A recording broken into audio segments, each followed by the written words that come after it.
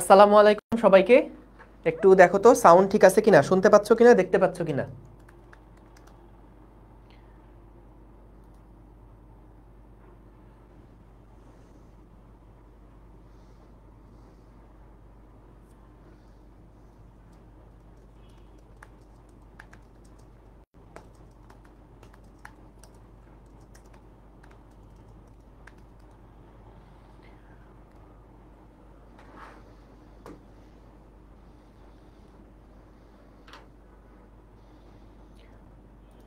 বহুকাল পর তোমাদের সাথে আবার দেখা হচ্ছে।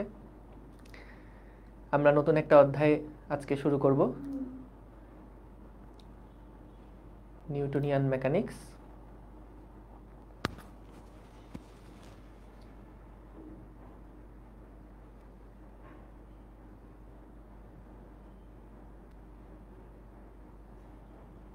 তোমাদের এই সপ্তাহটায় আমাদের নিউটনীয় বলবিদ্যা বাকি যে 3 দিন আছে, আগামী 3 দিন নিউটনীয় বলবিদ্যা চলবে।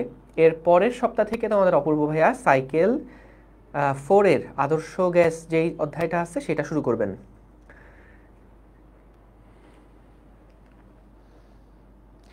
আচ্ছা, এফবি গ্রুপে জয়েন হওয়ার পরে ওই রিকোয়েস্ট অ্যাকসেপ্ট করতে কিছুটা টাইম লাগে। আমাদের তো অটো অ্যাপ্রুভাল হয়, তো দেখা যায় ফেসবুকে মিনিটে 8 থেকে 10 জন মতন অটো অ্যাপ্রুভ হয়। তো সেইটা হচ্ছে এখন একদম তোমরা যে আকামটা করো, যখন ক্লাস শুরু হবে তার ঠিক আগ মুহূর্তে ভর্তি হব। এতে করে যেটা হয়, ফেসবুকের অ্যাক্সেসটা আসতে একটু টাইম লাগে, আর হচ্ছে ওয়েব অ্যাপে তো সাথে সাথেই পেয়ে যাও। ওকে, সাউন্ড ঠিক আছে কিনা? একজন বলল সাউন্ড শুনতে পাচ্ছে না। সাউন্ডটা ঠিক আছে কিনা একটু জানিও। সাউন্ড ঠিক আছে কিনা একটু জানিও।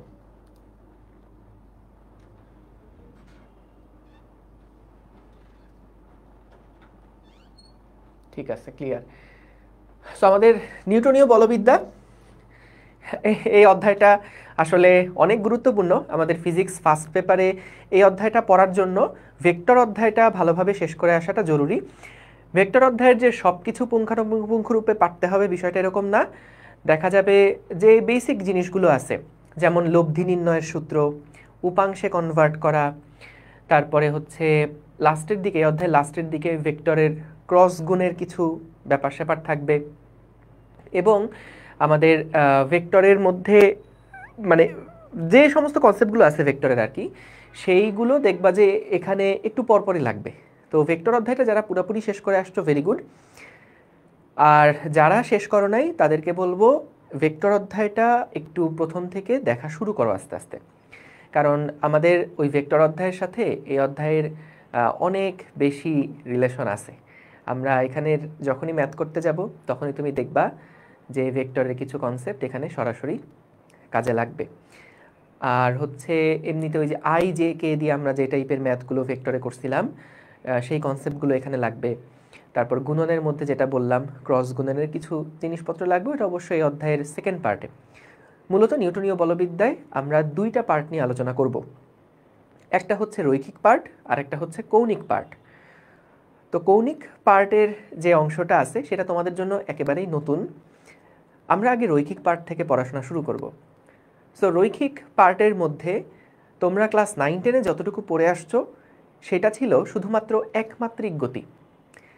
একটা তলের উপরে একটা বস্তু গতিশীল আছে এবং সেটা একটা সরল রৈখিক গতি ছিল। কখনোই আমরা দ্বিমাত্রিক তলের মোশন নিয়ে কিন্তু সেখানে কোনো আলোচনা করিনি। তো ইন্টারে আমাদের এই অধ্যায়ে যখন রৈখিক পার্টের আলোচনাগুলো আমরা করি তখন কিন্তু আমাদের একই সাথে একমাত্রিক গতির কনসেপ্টগুলো তো লাগবেই, সেই সাথে দেখা যাবে দ্বিমাত্রিক ত্রিমাত্রিক গতির কনসেপ্টও কিন্তু লাগবে। অর্থাৎ গতিবিদ্যার যে টপিকগুলো ছিল সেগুলাও যদি একটু তোমার পড়া থাকে তাহলে সুবিধা। কিন্তু গতিবিদ্যাটা একদম যে ম্যান্ডেটরি সেটা না, ভেক্টরটা ম্যান্ডেটরি। এই অধ্যায়টা করার জন্য ভেক্টরটা ম্যান্ডেটরি। কারণ গতিবিদ্যার যে টাইপের কনসেপ্টগুলো আছে সেগুলার কিছু কিছু আইডিয়া তোমার হলো 9-10-এ তোমরা পাইছো। সো এর আগের বছরগুলোতে যেমন গতিবিদ্যা সিলেবাসে ছিল না, ওরা সরাসরি কিন্তু ভেক্টর পড়ে নিউটনীয় বলবিদ্যা শুরু করছিল, তো ওদের খুব একটা প্রবলেম হয়নি।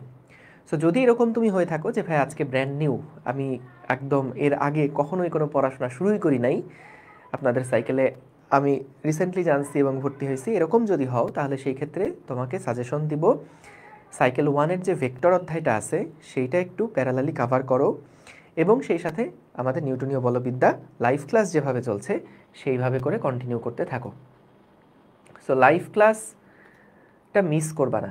লাইভ ক্লাসের মধ্যে দেখা যাবে আমরা যখন পড়ছি লাইভ ক্লাসে, এই সময়টাতে কিন্তু দেখা যায় একই সাথে প্রবলেমগুলো একবার করে একটু দেখা হয়ে যায় এবং আমি কিন্তু তোমাদেরকে সাথে নিয়ে প্র্যাকটিস করি, যা যা কিছু প্র্যাকটিস করছি এগুলো কিন্তু তোমাদের সাথে নিয়ে করতেছি। তো এই কারণে ধরো লাইভে থাকলে জিনিসগুলা যেভাবে করে ধরো ভিতরে আত্মস্থ হয়, রেকর্ড দেখার সময় আমাদের একটা টেন্ডেন্সি থাকে এরকম যে একটু 10 সেকেন্ড টেনে দেই, একটু ফাস্ট ফরওয়ার্ড করি। সো এরকম করতে গেলে তখন দেখা যায় একটু মনোযোগের ব্যাঘাত থাকতে পারে। সো এই কারণে খাতা কলম নিয়ে বসো এবং ফুল ফোকাসটা ক্লাসে দাও, ঠিক যেভাবে যে কোনো একটা অফলাইন ক্লাসে তুমি যখন পড়াশোনা করো যেরকম ফুল কনসেন্ট্রেশন দিয়ে ক্লাসটা করো, ঠিক সেভাবে করেই ক্লাসটা করবা এবং চেষ্টা করবা প্রত্যেকটা লাইভ ক্লাসে অ্যাটেন্ড করতে। এরকম যেন না হয় যে ভাই আমি কোনো একটা ঝামেলায় পড়ে গেছিলাম, ব্যস্ত ছিলাম, এরকম কোনো এক্সকিউজ নিজের কাছে দিবা না। রাত 10টায় ক্লাস হচ্ছে মানে রাত 10টায় তোমাকে অ্যাটেন্ড করতে হবে, এইরকম একটা মাইন্ডসেট মাথার মধ্যে রেখো। তা না হলে অনলাইন ক্লাসে যেটা সবচেয়ে বড় ঝামেলায় তোমরা পড়ো, ভাই ক্লাস অনেক জমে যায়। সো ক্লাস যখন অনেক জমে যায় তখন কিন্তু পরে রিকভার করতে অনেক প্যারা হয়ে যাবে। তো এই জিনিসগুলো একটু খেয়াল রাখবা। যখন ক্লাস লাইভ হচ্ছে, লাইভ ক্লাস মানে লাইভেই করবা।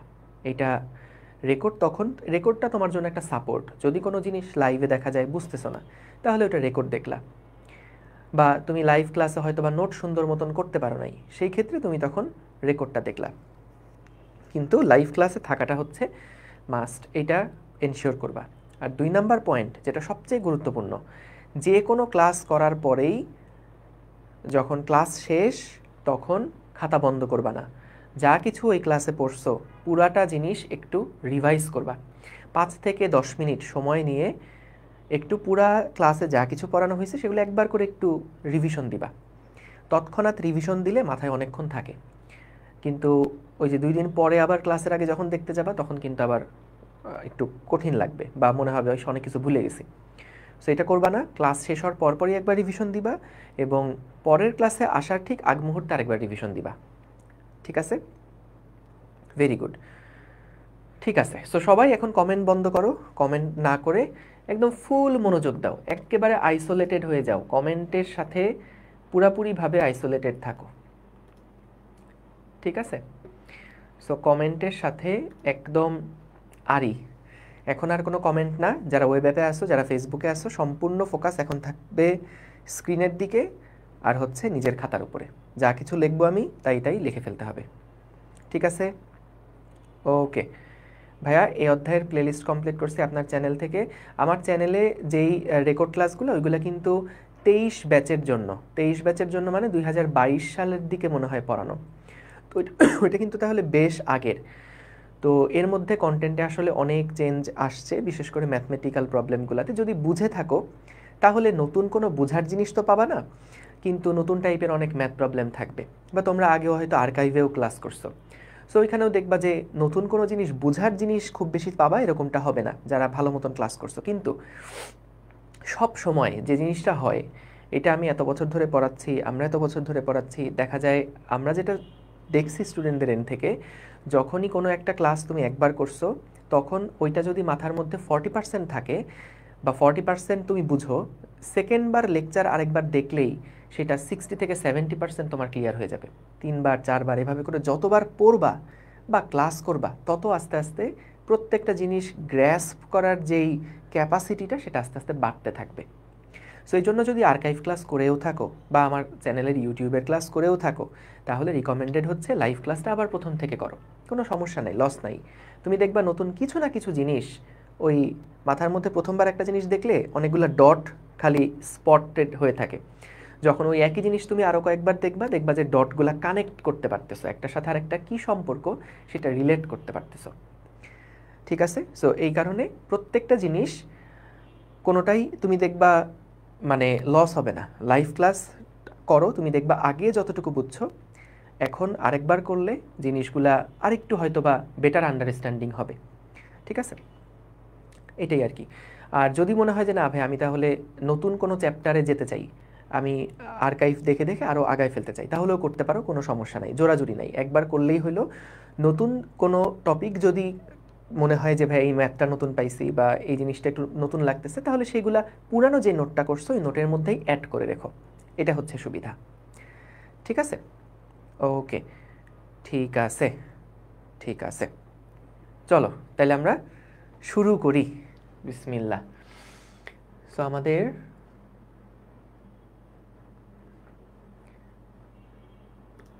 ঠিক আছে, ওকে, সো চলো তাহলে আমরা শুরু করি। বিসমিল্লাহ। সো আমাদের নিউটনীয় বলবিদ্যায় মূলত আসলে কি নিয়ে আলোচনা হয়?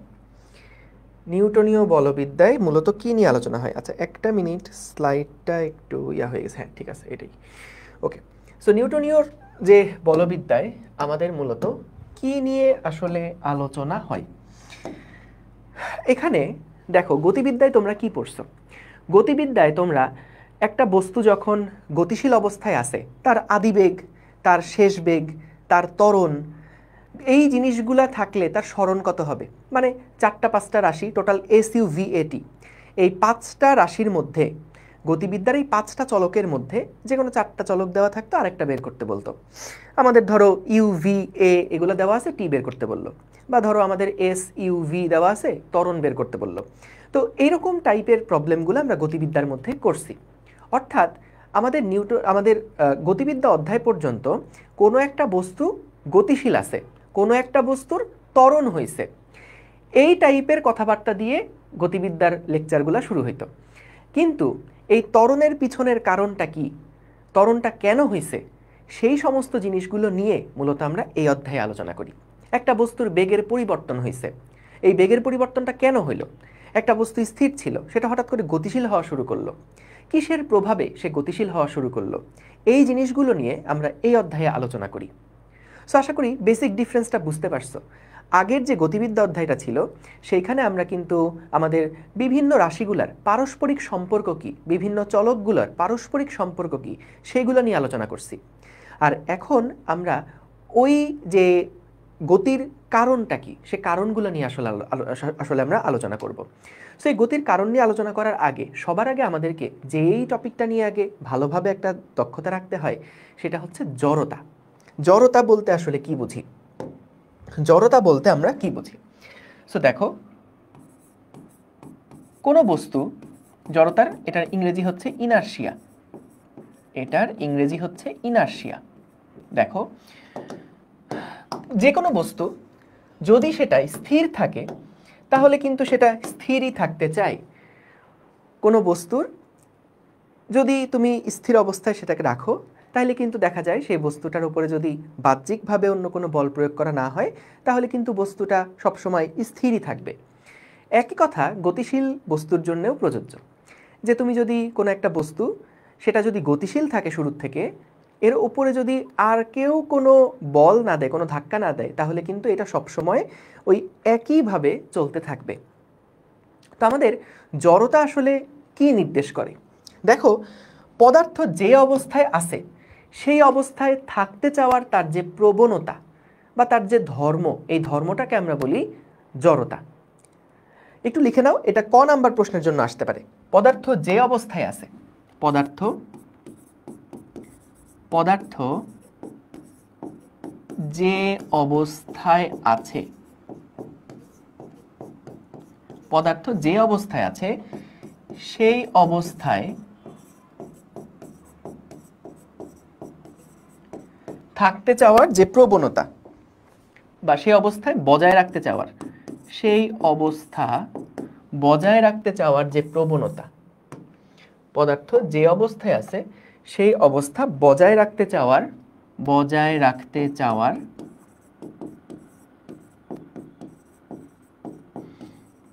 যে প্রবণতা বা ধর্ম,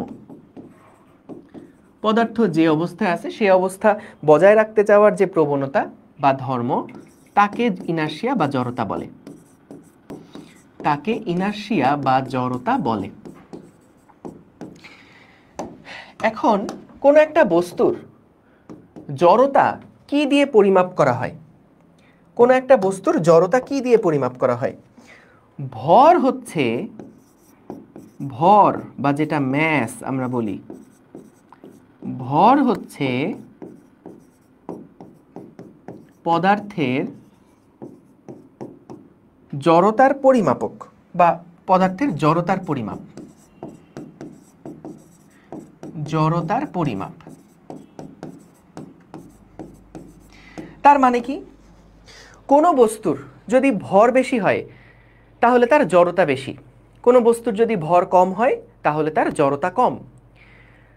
সো যদি আমরা কোনো একটা বস্তুর, ভারী বস্তু, সেটাকে কি আমাদের দেখা যায় কোনো একটা বস্তু, ধরো, আচ্ছা আগে সংজ্ঞাটা লেখা হয়েছে নাকি একটু দেখো, সংজ্ঞাটা লেখা হয়েছে নাকি আগে একটু দেখো। সো পদার্থের যে অবস্থা আছে সেই অবস্থা বজায় রাখতে চাওয়ার যে ধর্ম বা প্রবণতা সেটাকেই হচ্ছে জড়তা বলে। এখন এই জড়তা মূলত কি করে? জড়তা বেশি হলে কি হয়, জড়তা কম হলে কি হয়? জড়তা বেশি হলে কি হয়, জড়তা কম হলে কি হয়? জড়তা মূলত বেগের পরিবর্তনটাকে বাধা দেয়। বেগ সহজে পরিবর্তন করতে দিতে চায় না যে রাশিটা, সেটাই হচ্ছে আসলে এই জড়তা। সো যেই বস্তুটার ভর বেশি সেটাকে যদি তুমি খুব দ্রুত বেগ পরিবর্তন করতে চাও তাহলে কষ্ট হবে, আর যে বস্তুটার ভর কম সেটাকে কিন্তু খুব দ্রুতই তুমি বেগ পরিবর্তন করে ফেলতে পারবা। দেখো, জড়তা হচ্ছে দুই রকমের। জড়তা হচ্ছে দুই প্রকার। একটাকে আমরা বলি হচ্ছে স্থিতি জড়তা, আর একটাকে আমরা বলি হচ্ছে গতি জড়তা। একটাকে আমরা বলি হচ্ছে স্থিতি জড়তা এবং আরেকটাকে আমরা বলি গতি জড়তা।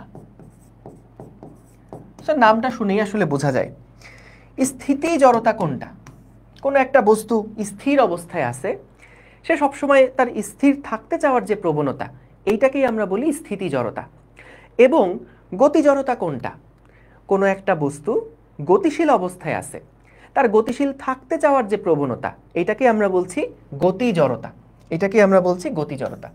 খুব সিম্পল একটা এক্সাম্পল হইতে পারে যে ধরো তুমি যখন একটা গাড়ির মধ্যে বসে আসো, সেই গাড়ির মধ্যে যখন ধরো তুমি ঢাকা থেকে চিটাগাং যাচ্ছ, সো ঢাকা থেকে যখন চিটাগাং যাচ্ছ তুমি একটা বাসে করে উঠলা, সিটের ওপরে বসলা। সো বাস দেখতেছো যে অনেকক্ষণ ছাড়ে না, হ্যাঁ, সময় 10টা বেজে গেছে, 10টার সময় বাস ছাড়ার কথা, সো বাস ছাড়তেছে না। সো দেখা গেল ড্রাইভার আসে নাই, হ্যাঁ, প্যাসেঞ্জাররা সব গালাগালি করতেছে। তো তারপরে ড্রাইভার যখন আসছে তখন সবাই আবার সিটে বসে পড়ছে। সো তখন হঠাৎ করে ড্রাইভার কি করলো, এই যে এতক্ষণ সবাই চেঁচাচেঁতি করতেছিল, ড্রাইভার কি করলো, হঠাৎ করে একটা হ্যাঁচকা টান দিল। মানে গাড়িতে উঠার পরেই কি করে, একটু আস্তে আস্তে তো এক্সেলারেটরে চাপ দেয়। সো ড্রাইভারের খুব মেজাজ খারাপ হয়ে গেছে। হ্যাঁ, আমি গাড়ি চালাই নিয়ে যাব, আমার প্যাসেঞ্জার আমারে গালি দিচ্ছে, এটা কি মানা যায়? দাঁড়ান আমি দেখাচ্ছি।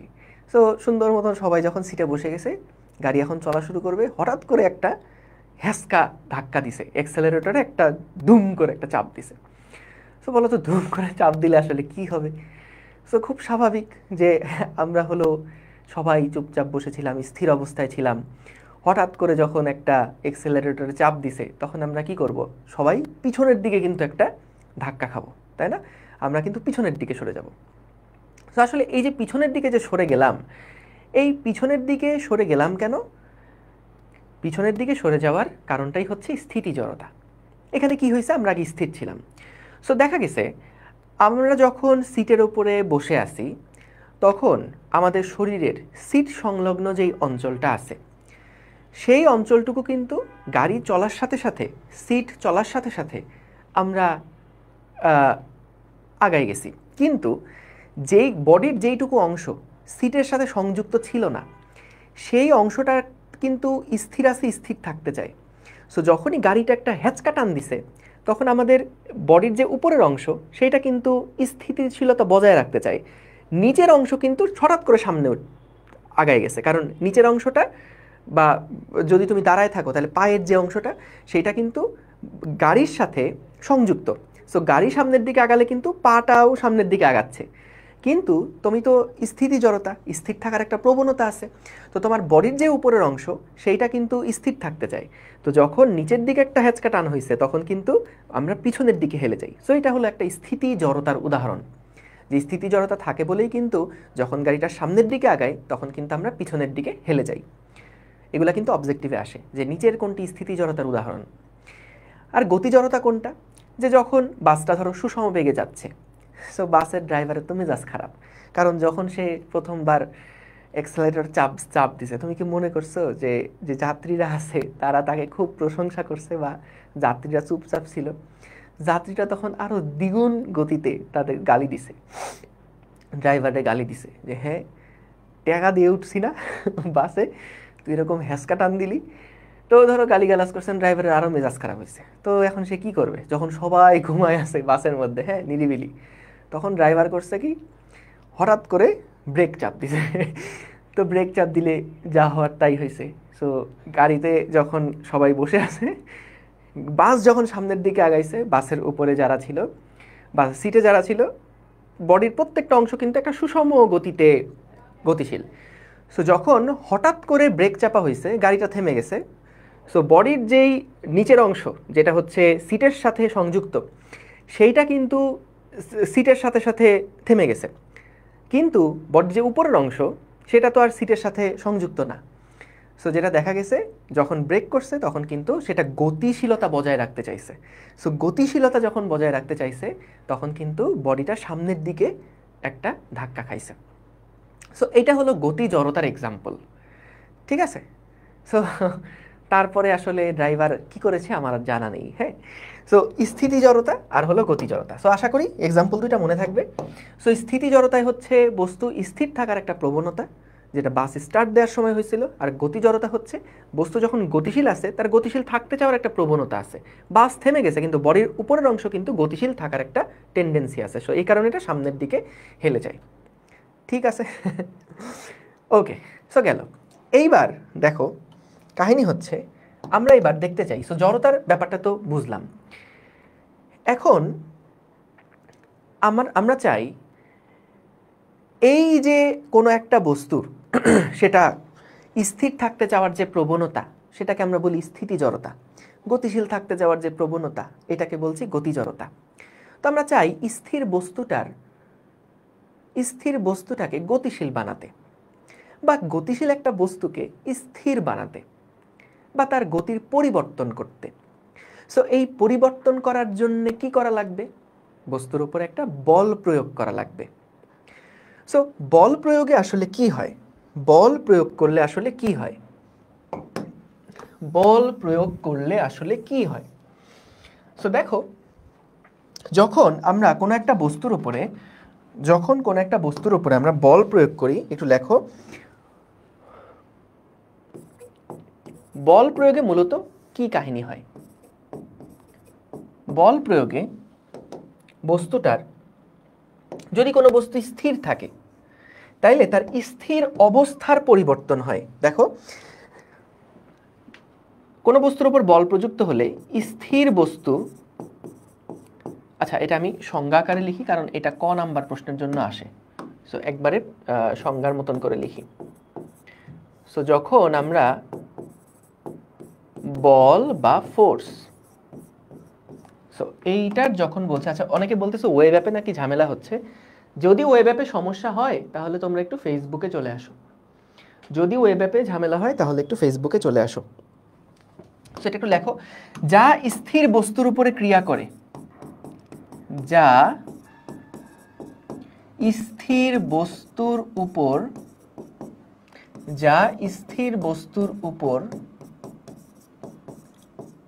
ক্রিয়া করে, কোনো বা স্থির বস্তুর উপর ক্রিয়া করে, যা স্থির বস্তুর উপর ক্রিয়া করে তাকে গতিশীল করে বা করতে চায়, গতিশীল করে বা করতে চায় অথবা গতিশীল বস্তুর বেগের পরিবর্তন করে বা করতে চায়, বেগের পরিবর্তন করে বা করতে চায়,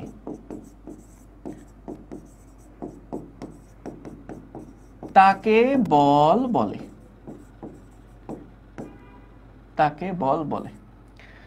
সেটা একটু লিখে ফেলো। যা স্থির বস্তুর উপর ক্রিয়া করে তাকে গতিশীল করে বা করতে চায়, অথবা যা গতিশীল বস্তুর উপর ক্রিয়া করে তার গতির পরিবর্তন করতে চায়। বস্তুর বেগের বা গতির পরিবর্তন করতে, আচ্ছা গতি নিয়ে যেহেতু বলতেছি গতির পরিবর্তন বললে ভালো হয়। বস্তুর গতির পরিবর্তন করতে চায় তাকে বল বলে। এখন দেখো এইখানে যে এক্সাম্পলটা দেওয়া বা এখানে যে সংজ্ঞাটা দেওয়া, যে কোনো একটা স্থির বস্তুকে যেটা গতিশীল করতে চায় বা একটা গতিশীল বস্তু সেটার গতির পরিবর্তন করতে চায়, সেটাই হচ্ছে বল। এখন এখানে একটা যে কনফিউশনটা লাগে যে ভাই যা স্থির বস্তুর উপর ক্রিয়া করে তাকে গতিশীল করে বা করতে চায়, দুইটা কথা ডিফারেন্ট কেন করা হলো? গতিশীল করে বা করতে চায়, এই দুইটা কথা ডিফারেন্ট কেন করা হলো? আবার অথবা গতিশীল বস্তুর গতি পরিবর্তন করে বা করতে চায়, এই জিনিসটা কেন বলা হলো? সো এখানে দেখো, যখন কোনো একটা বস্তু স্থির অবস্থায় আছে, ধরো আমি এখানে বললাম এটা হচ্ছে আমাদের একটা তল, এই তলের উপর এখানে একটা বস্তু রাখা আছে এবং এই বস্তুটার উপরে আমরা একটা ফোর্স অ্যাপ্লাই করলাম, এখন দেখা গেল যে এই বস্তুটার উপরে ছোট্ট একটা বল প্রয়োগ করার কারণে এটার কোনো নড়চড় হচ্ছে না, বস্তু আগেও স্থির ছিল এখনো স্থির আছে। এরকম হইতে পারে না যে আমি এই ধরো ক্যালকুলেটর আমার হাতের উপরে আছে, আমি যদি এর উপরে একটা বল প্রয়োগ করলাম, এই যে বল কিন্তু প্রয়োগ করছি, কিন্তু বস্তুটার কি গতির পরিবর্তন হয়েছে? হয় নাই, কিন্তু এই বলটা কিন্তু বস্তুর গতির পরিবর্তন করতে চায়। সো তাহলে সংজ্ঞাটাই দেখো যে যা কোনো স্থির বস্তুর উপর কাজ করে তাকে গতিশীল করে বা করতে চায়, অথবা গতিশীল বস্তুর গতির পরিবর্তন করে বা করতে চায়, তাকে বল বলে। আমি যতগুলা বই ঘেটে দেখছি মোটামুটি এই অধ্যায়ের যে তোমার শুরুর দিকের আলোচনাগুলা, সেগুলা তপন স্যারের বইতে খুব সুন্দর করে দেওয়া আছে। সো আমি তপন স্যারের বইটা ফলো করে এখানে পড়াচ্ছি, ঠিক আছে? যা বস্তুর উপর প্রযুক্ত হয়ে জড়তার পরিবর্তন করে বা করতে চায় সেটা বল, জীবনেও না। এই জড়তার পরিবর্তন কেন হবে? এটা ভুল। কোনো বস্তুর উপর জড়তার পরিবর্তন করে বা করতে চায় সেটা বল না। জড়তার কি পরিবর্তন হবে? জড়তার পরিমাপক কি? ভর। সো তুমি যদি বস্তুর উপরে বল প্রয়োগ করো তাহলে কি তার ভরের কোনো পরিবর্তন হয়? হয় না তো। এখানে কি লেখা আছে দেখো, যে ভর হচ্ছে পদার্থের জড়তার পরিমাপ। সো আমি যদি কোনো একটা বস্তুর উপরে বল প্রয়োগ করি, বল প্রয়োগ করলে তো তার অবস্থার পরিবর্তন হচ্ছে, স্থির অবস্থার পরিবর্তন হচ্ছে বা গতিশীল অবস্থার পরিবর্তন হচ্ছে, অবস্থার পরিবর্তন হচ্ছে। তার ভরের কি কোনো পরিবর্তন হবে? না তো। তাহলে জড়তা কিন্তু একই রকম, জড়তার কোনো পরিবর্তন হচ্ছে না, সাবধান, ঠিক আছে? জড়তার কিন্তু কোনো পরিবর্তন হচ্ছে না, ঠিক আছে? ওকে, সো তাহলে এটা খেয়াল রেখো। বল তাহলে কোনটা? যেটা স্থির বস্তুর উপরে কাজ করে, স্থির বস্তুকে গতিশীল করে বা করতে চায়, অথবা গতিশীল একটা বস্তু আছে তার গতির পরিবর্তন করে বা করতে চায়, সেইটাকেই আমরা বলছি বল, ঠিক আছে? ওকে, সো তাহলে এইটা মাথায় রেখো।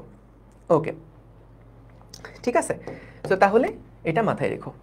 সো আমাদের বল যেটা, সেটা হচ্ছে যা স্থির বস্তুর উপর কাজ করে গতিশীল করে বা করতে চায় এবং আমাদের গতিশীল বস্তুর অবস্থার পরিবর্তন করে। বল মূলত কি করে? বস্তুর অবস্থার পরিবর্তন করে। বল কি করে? বস্তুর অবস্থার পরিবর্তন করে, অবস্থার পরিবর্তন, ঠিক আছে?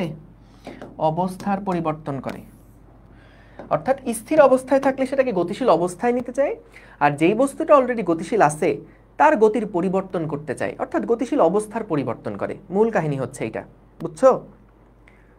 না না না, জড়তা অবস্থা বোঝায় না, কি বলতেছো তোমরা এগুলা? এই জড়তা হচ্ছে সম্পূর্ণরূপে, জড়তা যেই জিনিসটা সেটা হচ্ছে সম্পূর্ণরূপে ভরের উপরে নির্ভরশীল। এখন যারা বলছো যে ভাইয়া জড়তার পরিবর্তন হয়, তো বলো তো কোনো বস্তুর উপরে যদি আমি বল প্রয়োগ করি তার জড়তার পরিবর্তন মানে কি? জড়তা মাপতেছে কে? ভর মাপছে। সো আমি বস্তুর উপর বল প্রয়োগ করলে কি তার ভরের পরিবর্তন হবে? না তো। ঠিক আছে, ওকে, ডান। না না, অবস্থা নাকি অবস্থান? অবস্থা, মানে স্থিতিশীল অবস্থা থেকে গতিশীল অবস্থায় নিতে চায়, বুঝছো? বস্তুর ওপর বল প্রযুক্ত হলে সেটা স্থিতিশীল অবস্থা থেকে গতিশীল অবস্থায় যেতে চায়, অথবা গতিশীল অবস্থায় থাকলে গতির পরিবর্তন করতে চায়। That's it. ঠিক আছে, এইটাই। ওকে, ঠিক আছে, ওকে, ঠিক আছে। সো দেখো, এই হচ্ছে কাহিনী। সো যাদের কনফিউশন হচ্ছে, কনফিউশনের কোনো জায়গা নাই। আমাদের বল কি করে? স্থির অবস্থায় থাকলে বস্তুটার স্থির অবস্থার পরিবর্তন করে সেটাকে গতিশীল অবস্থায় নিয়ে যায়। ঠিক আছে, এবং যেই বস্তুটা গতিশীল আছে সেই বস্তুটার উপর বল প্রযুক্ত হলে তার গতির পরিবর্তন করে। দ্যাটস ইট, আর কিছু না। ঠিক আছে, ওকে। সো দেখো, এই সংজ্ঞাগুলো লেখো। এটা একদম হুবহু তপন স্যারের বই ফলো করে লেখা। এটা হুবহু তপন স্যারের বই ফলো করে লেখা। যা স্থির বস্তুর উপর ক্রিয়া করে তাকে গতিশীল করে বা করতে চায়, অথবা গতিশীল বস্তুর পরিবর্তন করে, গতিশীল বস্তুর গতির পরিবর্তন করে বা করতে চায় তাকে বল বলে। ঠিক আছে, সো বল কি করে? বস্তুর অবস্থার পরিবর্তন করে, জড়তার পরিবর্তন না। ঠিক আছে, এইবার আসো আমরা দেখি যে প্রথম সূত্র, নিউটনের প্রথম সূত্র, নিউটনের গতির প্রথম সূত্র, নিউটনের গতির প্রথম সূত্র। এই প্রথম সূত্রর আরেকটা ডিফারেন্ট নাম আছে, সেইটাকে আমরা বলি জড়তার সূত্র। এইটাকেও আমরা বলি জড়তার সূত্র। সো প্রথম সূত্র কি বলে?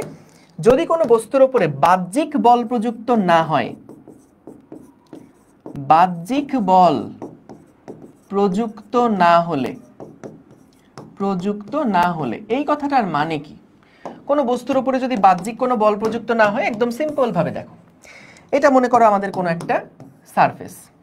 এই সারফেসের উপরে আমরা একটা বল প্রয়োগ করলাম, কোনো বল প্রযুক্ত হলো না সাপোজ শুরুতে। সো এই বস্তুটার ওপরে যদি বাহ্যিক কোনো বল প্রযুক্ত না হয়, হ্যাঁ, কোনো বাহ্যিক যদি বল প্রযুক্ত না হয়, অর্থাৎ আমি এটাকে কোনো ধাক্কা টাক্কা দিব না, তাহলে কি হবে? বাহ্যিক কোনো বল প্রযুক্ত না হলে স্থির বস্তু স্থির থাকবে, স্থির বস্তু স্থির থাকবে,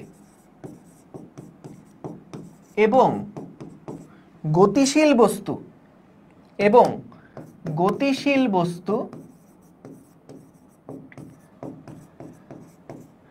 সুষম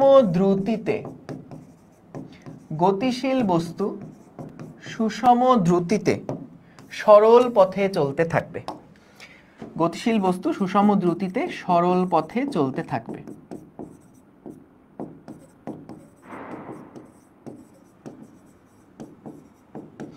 ঠিক আছে, বাহ্যিক কোনো বল প্রযুক্ত না হলে স্থির বস্তু স্থির থাকবে এবং গতিশীল বস্তু সুষম দ্রুতিতে সরল পথে চলতে থাকবে। এখন এখানে আমি তিনটা কালার আলাদা করছি। সো বাহ্যিক বল যদি প্রযুক্ত না হয়, এই কথাটা যতটা সিম্পল ভাবে বলে গেছে, এটাকে আরেকটু ব্যাখ্যা করা যায়। এখানে বাহ্যিক বল বলতে মূলত কি বোঝানো হয়েছে?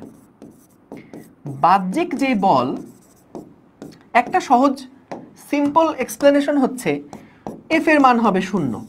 যে কোনো একটা বস্তুর উপরে একটা বল প্রযুক্ত হচ্ছে, সেই বলের মান 0, অর্থাৎ বাহ্যিক কোনো বল এখানে প্রযুক্ত হচ্ছে না। যদি বাহ্যিক কোনো বল প্রযুক্ত না হয়, এটার আরেকটা কাহিনী আছে।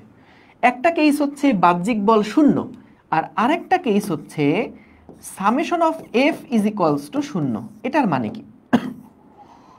এটার মানে হচ্ছে যদি নেট বল 0 হয়, কোনো বস্তুর উপরে নেট বল যদি 0 হয়, তাহলে বাহ্যিক বল 0। নেট বল 0 মানে কি? এটার জন্য একটু ভেক্টরের প্রিপারেশন লাগবে। দেখো, যে আমরা মনে করো এই দিক বরাবর কোনো একটা বস্তুর উপর একটা বল কাজ করছে এবং উল্টা দিকে সমান মানের একটা বল কাজ করছে, তাহলে আমি যদি বলি আচ্ছা এখানে কি কোনো বাহ্যিক বল নাই? অবশ্যই বাহ্যিক বল আছে। এটাও একটা বাহ্যিক বল, এইটাও একটা বাহ্যিক বল। কিন্তু এই দুইটা বাহ্যিক বলের সমষ্টি হচ্ছে শূন্য। সমষ্টি হচ্ছে শূন্য। যারা ভেক্টর পড়ছো তারা এই সমষ্টিটাকে একটা সুন্দর নাম দাও। কি নাম দাও বলো তো? যারা ভেক্টর পড়ছো তারা এই সমষ্টিটাকে একটা সুন্দর নাম দাও। সেই নামটা কি বলো তো? লব্ধি। আমাদের যদি দেখা যায় যে কোনো একটা বস্তুর উপরে যতগুলো বল কাজ করছে সবগুলো বলের সমষ্টি হচ্ছে শূন্য, তাহলেও কিন্তু বাহ্যিক বল শূন্য। সো বাহ্যিক নেট বল, আসলে বাহ্যিক নেট বল। সো তার মানে খেয়াল রেখো যে আমাদের এই যে প্রথম সূত্রটা, সেই প্রথম সূত্র, কোনো একটা বস্তুর উপরে যদি বাহ্যিক বল শূন্য হয়, বাহ্যিক বল শূন্য হয়, তাহলে বাহ্যিক বল শূন্য হলে, একটা মিনিট একটু দাঁড়াও।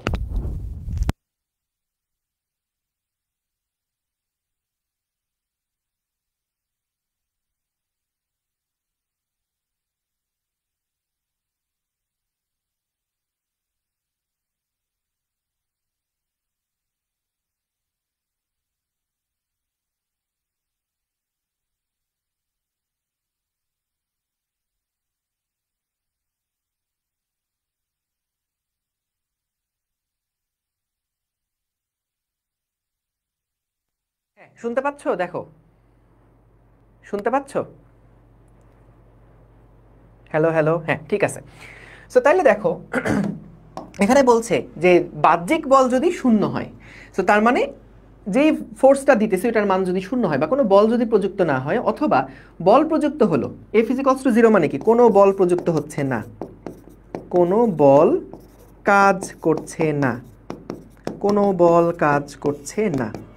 আর এইখানে বল কাজ করছে কিন্তু তাদের সমষ্টি যদি শূন্য হয়, তাহলেও কিন্তু বাহ্যিক বল কি হবে? শূন্য।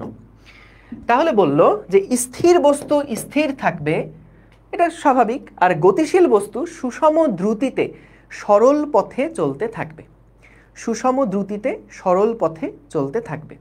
বা কেউ যদি এটা এভাবেও বলো যে বাহ্যিক বল প্রযুক্ত হলো না, স্থির বস্তু স্থির থাকবে এবং গতিশীল বস্তু সমবেগে চলতে থাকবে, তাহলেও কিন্তু এটা সঠিক, কোনো সমস্যা নাই। ঠিক আছে? কারণ সমবেগ মানে কি? তার বেগের মান সেম, তার দিকও সেম। সো তাহলে দুইটাই বলা যায়, গতিশীল বস্তু সুষম দ্রুতিতে সরল পথে চলতে থাকবে, অথবা গতিশীল বস্তুটা সমবেগে গতিশীল থাকবে, একই কথা। বুঝতে পারছো? সুষম দ্রুতি মানে কি সমবেগ? না, সুষম দ্রুতি যদি সরল পথে থাকে তাহলে ওইটা হচ্ছে আমাদের সমবেগ। সো এগুলা নিয়ে কথাবার্তা হয়তো হবে, যখন কৌণিক পার্টে যাব তখন একটা ডিফারেন্স বলে দিব না। ঠিক আছে? ওকে, গেল। সো তাইলে খেয়াল করো যে আমরা বাহ্যিক বল এর ব্যাপারটা বুঝলাম। সো নিউটনের গতির প্রথম সূত্রে দেখলাম বাহ্যিক বল প্রযুক্ত না হলে স্থির বস্তু স্থির থাকবে, গতিশীল বস্তু সুষম দ্রুতিতে সরল পথে চলতে থাকবে। ফাইন। এইবার আসো যে আমরা একটু দেখে আসি দ্বিতীয় যে সূত্রটা ছিল সেটা কি ছিল। দ্বিতীয় সূত্রটা কি ছিল? গতির দ্বিতীয় সূত্র।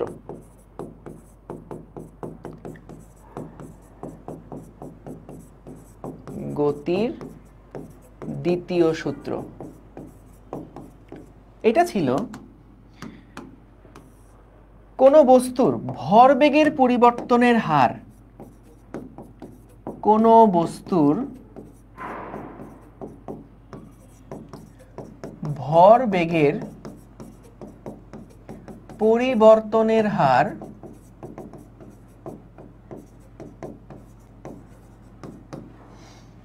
এর উপরে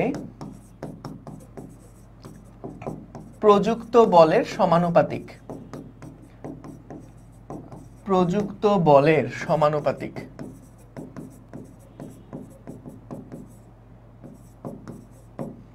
কোন বস্তুর ভরবেগের পরিবর্তনের হার এর উপরে প্রযুক্ত বলের সমানুপাতিক, এবং বল যেদিকে ক্রিয়া করে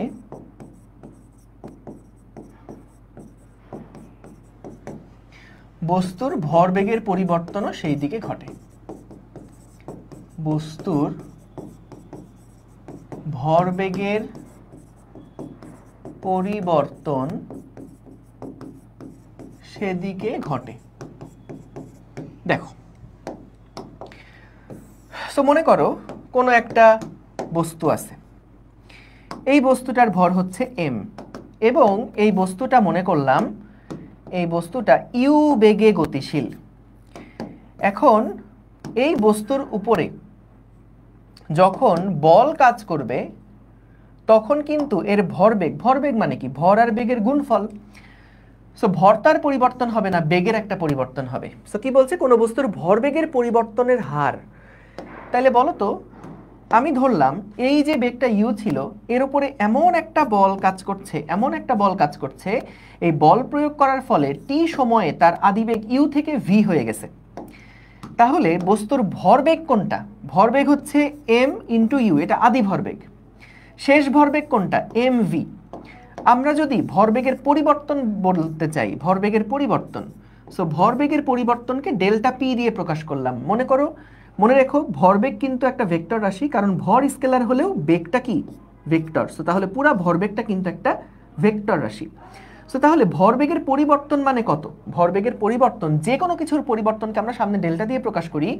ভরবেগের যে পরিবর্তন সেটা হচ্ছে P final minus P initial. দেখো, যে কোনো কিছুর পরিবর্তন যখন লিখবা তখন কিন্তু সব সময় আমাদেরকে ফাইনালটা আগে লিখতে হবে এবং ইনিশিয়ালটা পরে লিখতে হবে। আগে ফাইনাল, তারপরে ইনিশিয়াল। ঠিক আছে? ঠিক আছে, ওকে। আগে ফাইনাল, তারপরে ইনিশিয়াল। সব সময় যে কোনো ধরনের পরিবর্তনই যখন হিসাব করবা, তখন যে কোনো ধরনের পরিবর্তন যখন হিসাব করবা, সব সময় পরিবর্তন মানে ফাইনাল মাইনাস ইনিশিয়াল। এটা কিন্তু তাপগতিবিদ্যাতেও দেখাই আসছিলাম, আপেক্ষিক বেগও যখন দেখাইছি তখনও কিন্তু পরিবর্তন মানেই হচ্ছে সবসময় আমাদের ফাইনাল মাইনাস ইনিশিয়াল। ঠিক আছে, পি এর ফুল ফর্ম নাই, পিটা হচ্ছে মূলত ওই যে শুরুর থেকে এই নোটেশনটা ইউজ করা হয়, এটাই আর কি। মূলত ভরবেগের ইংরেজি নাম তো মোমেন্টাম। সো এটার কোনো গ্রিক টিক থেকে আসছে কিনা এটা আমি শিওর না, কিন্তু এটা প্রথম থেকেই এই পি লেটার দিয়ে প্রকাশ করা হয়। সো ভরবেগের পরিবর্তন বলতে আমরা এইটা বুঝি। তো আমাদের বলতে এই ভরবেগের পরিবর্তনটা কত সময় হয়েছে? টি সেকেন্ডে ভরবেগের পরিবর্তন হয়েছে ডেল্টা পি। তাহলে 1 সেকেন্ডের পরিবর্তন কত হয়েছে? ডেল্টা পি ডিভাইডেড বাই টি না? তাহলে এইটাই হচ্ছে আমাদের ভরবেগের পরিবর্তনের হার। খেয়াল করবা, বেশিরভাগ সময় যখনই হার কথাটা আসে, হার কথাটা হচ্ছে সময়, একক সময়ে কত, সেই জিনিসটাকে বোঝায়। হ্যাঁ, তো দেখবা এখানে কি বলছে, ভরবেগের পরিবর্তনের হার। হার নর্মালি এটাই সবসময় বেশিরভাগ ক্ষেত্রে হয়, হার যখন বলে তখন হচ্ছে 1 সেকেন্ডের কোনো একটা চেঞ্জ কত, সেইটা আমাদেরকে হিসাব করে। সো তাহলে ভরবেগের পরিবর্তন মানে ডেল্টা পি, সেই পরিবর্তনের হার, তার মানে ডেল্টা পি বাই ডেল্টা টি দিলে ভালো হয়।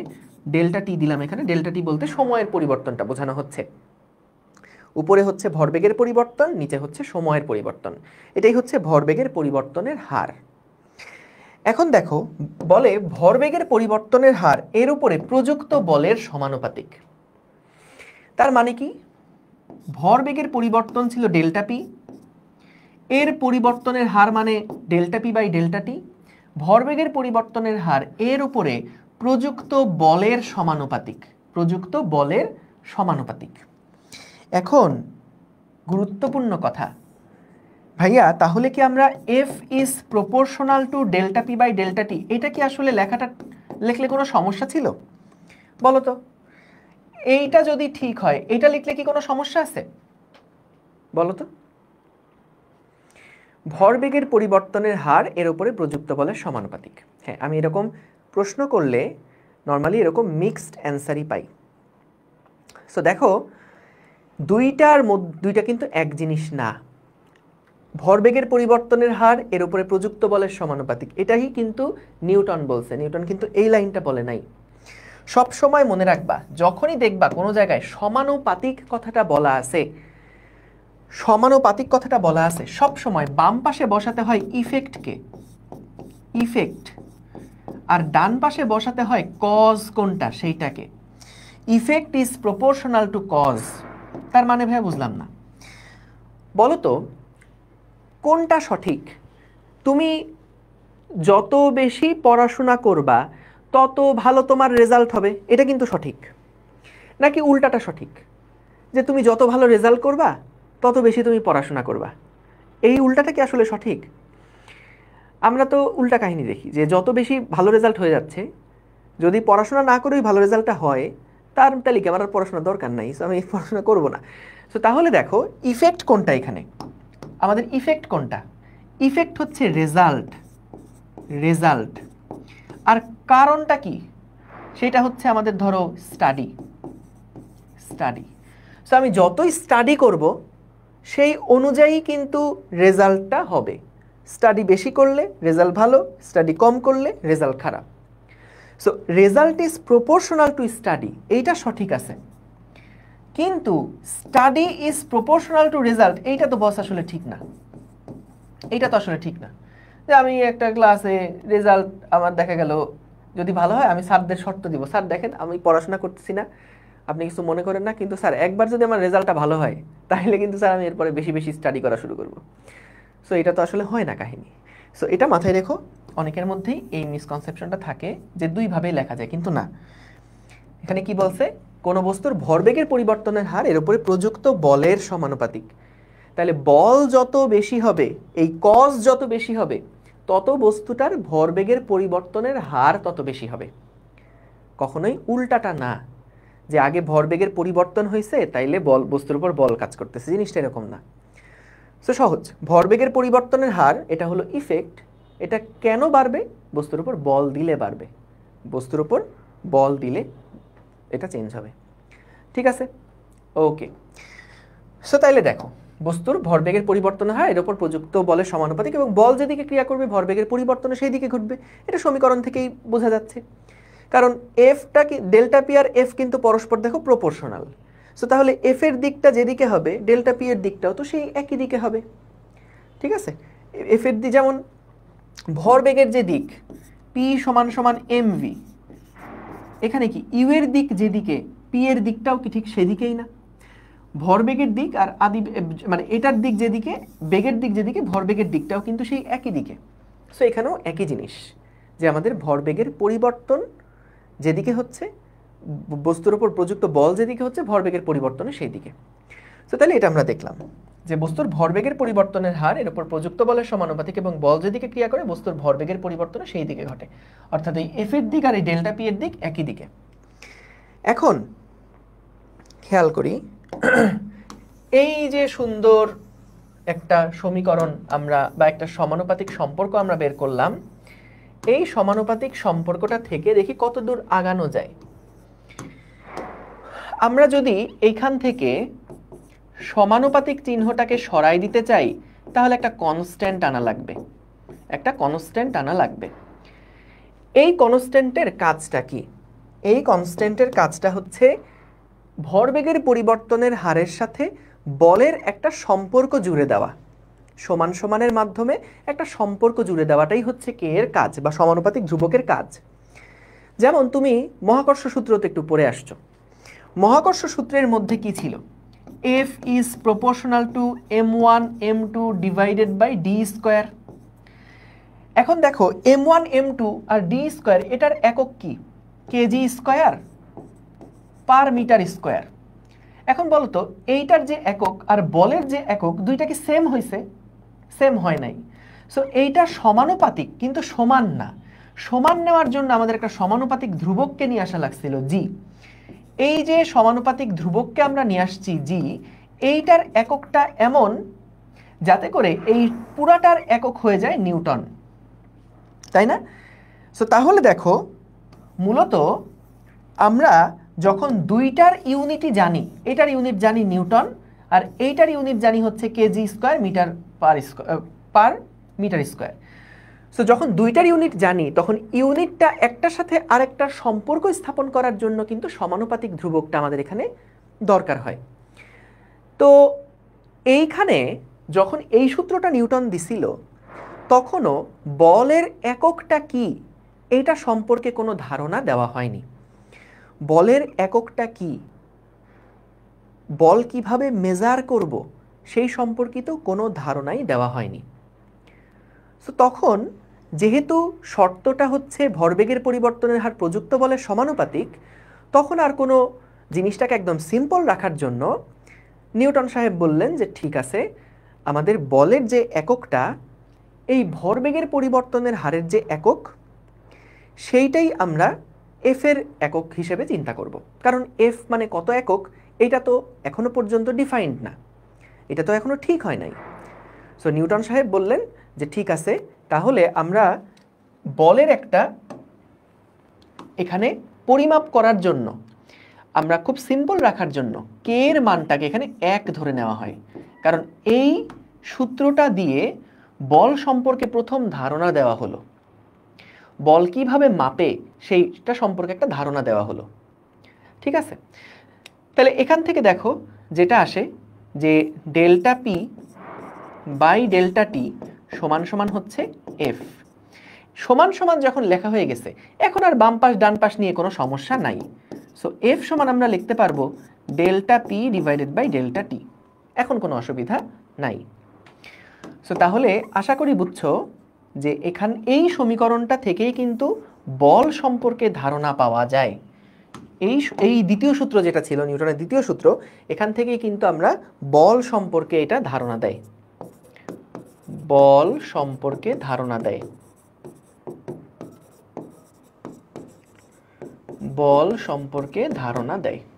ঠিক আছে, ঠিক আছে, তাহলে এফ সমান সমান হচ্ছে ডেল্টা পি বাই ডেল্টা টি। ঠিক আছে, এখন দেখো আমরা এই যে ডেল্টা পি বাই ডেল্টা টি লিখলাম, এইটা হচ্ছে আসলে আমরা যেটা বের করছি সেটা হলো একটা অ্যাভারেজ ফোর্স, সেটা হলো একটা গড় বল বের করছি আমরা। এখান থেকে যে ফোর্সটা বের করছি এই ফোর্সটাকে বলা হয়, এটা হলো অ্যাভারেজ ফোর্স। কেন ভাইয়া এটাকে অ্যাভারেজ বলা হয়? কেন এটাকে অ্যাভারেজ বলা হয় তোমার মনে আছে? গড় বেগের যখন আমরা ক্যালকুলেশন করছিলাম, তখন গড় বেগ সমান সমান আমরা লিখছিলাম delta S divided by delta T. বলতো এই বেগটাকে কি আমরা তাৎক্ষণিক বেগ বলতাম নাকি গড় বেগ বলতাম? মনে আছে কারো? ভি সমান সমান ডেল্টা এস বাই ডেল্টা টি। হ্যাঁ, এটা কিন্তু ছিল একটা অ্যাভারেজ স্পিড, এইটা কিন্তু ছিল কি একটা অ্যাভারেজ স্পিড। ঠিক আছে, আবার বলছি কে সমান সমান 1 কেন ধরা হয়েছে, অন্য কোনো কিছু কেন ধরলাম না? কারণ এই এফ এর মান কত, এফ কিভাবে মেজার করব, এই সম্পর্কে আগে কোনো ধারণা নাই। তখন এই ভরবেগের পরিবর্তনের হার, এই পুরা জিনিসটাই, পুরাটাকেই এফ এর সমান বলে চিন্তা করা হয়েছে, যে ভরবেগের পরিবর্তনের হার এটাই হচ্ছে আমাদের এফ ইউনিটের সমান। যেমন আমি একটা এক্সাম্পল দিই, মনে করো বৃষ্টি পড়তেছে, তুমি কি করলা, একটা বোতলে পানি ভরা শুরু করলা, যে আমি বৃষ্টির পানি জমাবো এবং বৃষ্টির পানি জমায় জমায় আমি ওই পানি খাবো। সো তুমি ওই বৃষ্টি যখন পড়ছে তখন পানি ভরলা, পানি ভরার পরে একটা বোতল ভরে গেল, দুইটা বোতল ভরে গেল, তিনটা বোতল ভরে গেল। সো বলো তো তুমি এখানে কি আসলে হিসাব করে পানি ভরছো, যে এখানে 500 ml ভরলে আমি মুখ বন্ধ করে দিব, এর বেশি নিব না, বা আমি হচ্ছে এখানে 1 লিটার পর্যন্ত পানি হলে আমি আর পানির মধ্যে ঢুকাবো না, বরং তুমি কি করছো, ইচ্ছা মতো বোতলটা ভর্তি করছো। তো যখন কেউ জিজ্ঞেস করবে কি রে কতটুকু পানি এখানে রাখছিস, তখন দেখো তুমি কিন্তু এখনো কোনো ইউনিট জানো না। সো তুমি একটা ইউনিট বানায় নিবা, যে বোতলটাই তোমার একটা ইউনিট। তুমি বলবা 3 বোতল পানি ভরছি, কি বলবা 3 বোতল পানি ভরছি, কারণ তুমি ওই জিনিসটা কিন্তু তখনও পর্যন্ত কত একক সেটা মাপো নাই, তখনও পর্যন্ত কত লিটার কত কেজি ওই এককে তুমি কনভার্ট করো নাই, তোমার ইউনিটটা হয়ে গেছে এখানে 1 বোতল 2 বোতল 3 বোতল এইরকম করে। সো এখানেও আমাদের এই এফ মানে কত একক, এই এককটা কেউ জানতো না, বল কিভাবে পরিমাপ করবো এটা কেউ জানতো না। এরপরে এখান থেকেই বলের সংজ্ঞা দেওয়া হবে, একটু সময় দাও, একটু আগাইনি তারপরে বুঝবা যে এখান থেকেই বলের সংজ্ঞাটা দেওয়া হয়, যে 1 কেজি ভরের কোনো বস্তুর উপরে যদি 1 মিটার পার সেকেন্ড স্কয়ার ত্বরণ সৃষ্টি করতে যেইটুকু ধাক্কা দেওয়া লাগে ওইটাকেই তারা 1 নিউটন হিসেবে সংজ্ঞায়িত করে ফেলছে, যে ধাক্কাটা তো পরিমাপ করতে হবে, তাহলে ধাক্কাটা কতটুকু। সো এটা পরিমাপ করার জন্য আমাদের এই দ্বিতীয় সূত্রটাই কিন্তু গুরুত্বপূর্ণ। তাহলে দেখো যেটা বলছিলাম, এখানে ভি মানে ছিল কিন্তু গড় বেগ। আর বলো তো তাৎক্ষণিক বেগ যখন বের করতে চাইছি তখন আমরা কি করছিলাম, যখন আমরা তাৎক্ষণিক বেগ বের করতে চাইছিলাম, তাৎক্ষণিক বেগ ভি ইনস্ট্যান্টেনিয়াস, এইটা সমান সমান কত, ডিএস বাই ডিটি না? অর্থাৎ এই মুহূর্তের বেগ যদি আমরা বের করতে চাই সেটা কি ছিল, ডিডিটি অফ এস বা ডিএস বাই ডিটি। অর্থাৎ ওই মোমেন্টে বেগ কত সেটা বের করার জন্য আমাদের কিন্তু ডিফারেন্সিয়েশন করতে হয়। এখানেও একই জিনিস, যদি আমি ডেল্টা ভি বাই ডেল্টা টি করি কখনো, তাহলে বুঝবো এটা একটা অ্যাভারেজ ফোর্স বা গড় বল বের করছি। আর যদি আমি তাৎক্ষণিক বেগ বের করতে চাই, ইনস্ট্যান্টিনিয়াস, এই মুহূর্তে বেগ কত, তাৎক্ষণিক বেগ, এইটা সমান সমান হচ্ছে, এইটা সমান সমান বা এটা কমা এফ ইনস্ট্যান্টেনিয়াস, এইটা সমান সমান হচ্ছে DDT of P, DDT of P. এটা হচ্ছে আমাদের তাৎক্ষণিক বেগের সমীকরণটা। এটা অ্যাভারেজ আর এটা হলো তাৎক্ষণিক।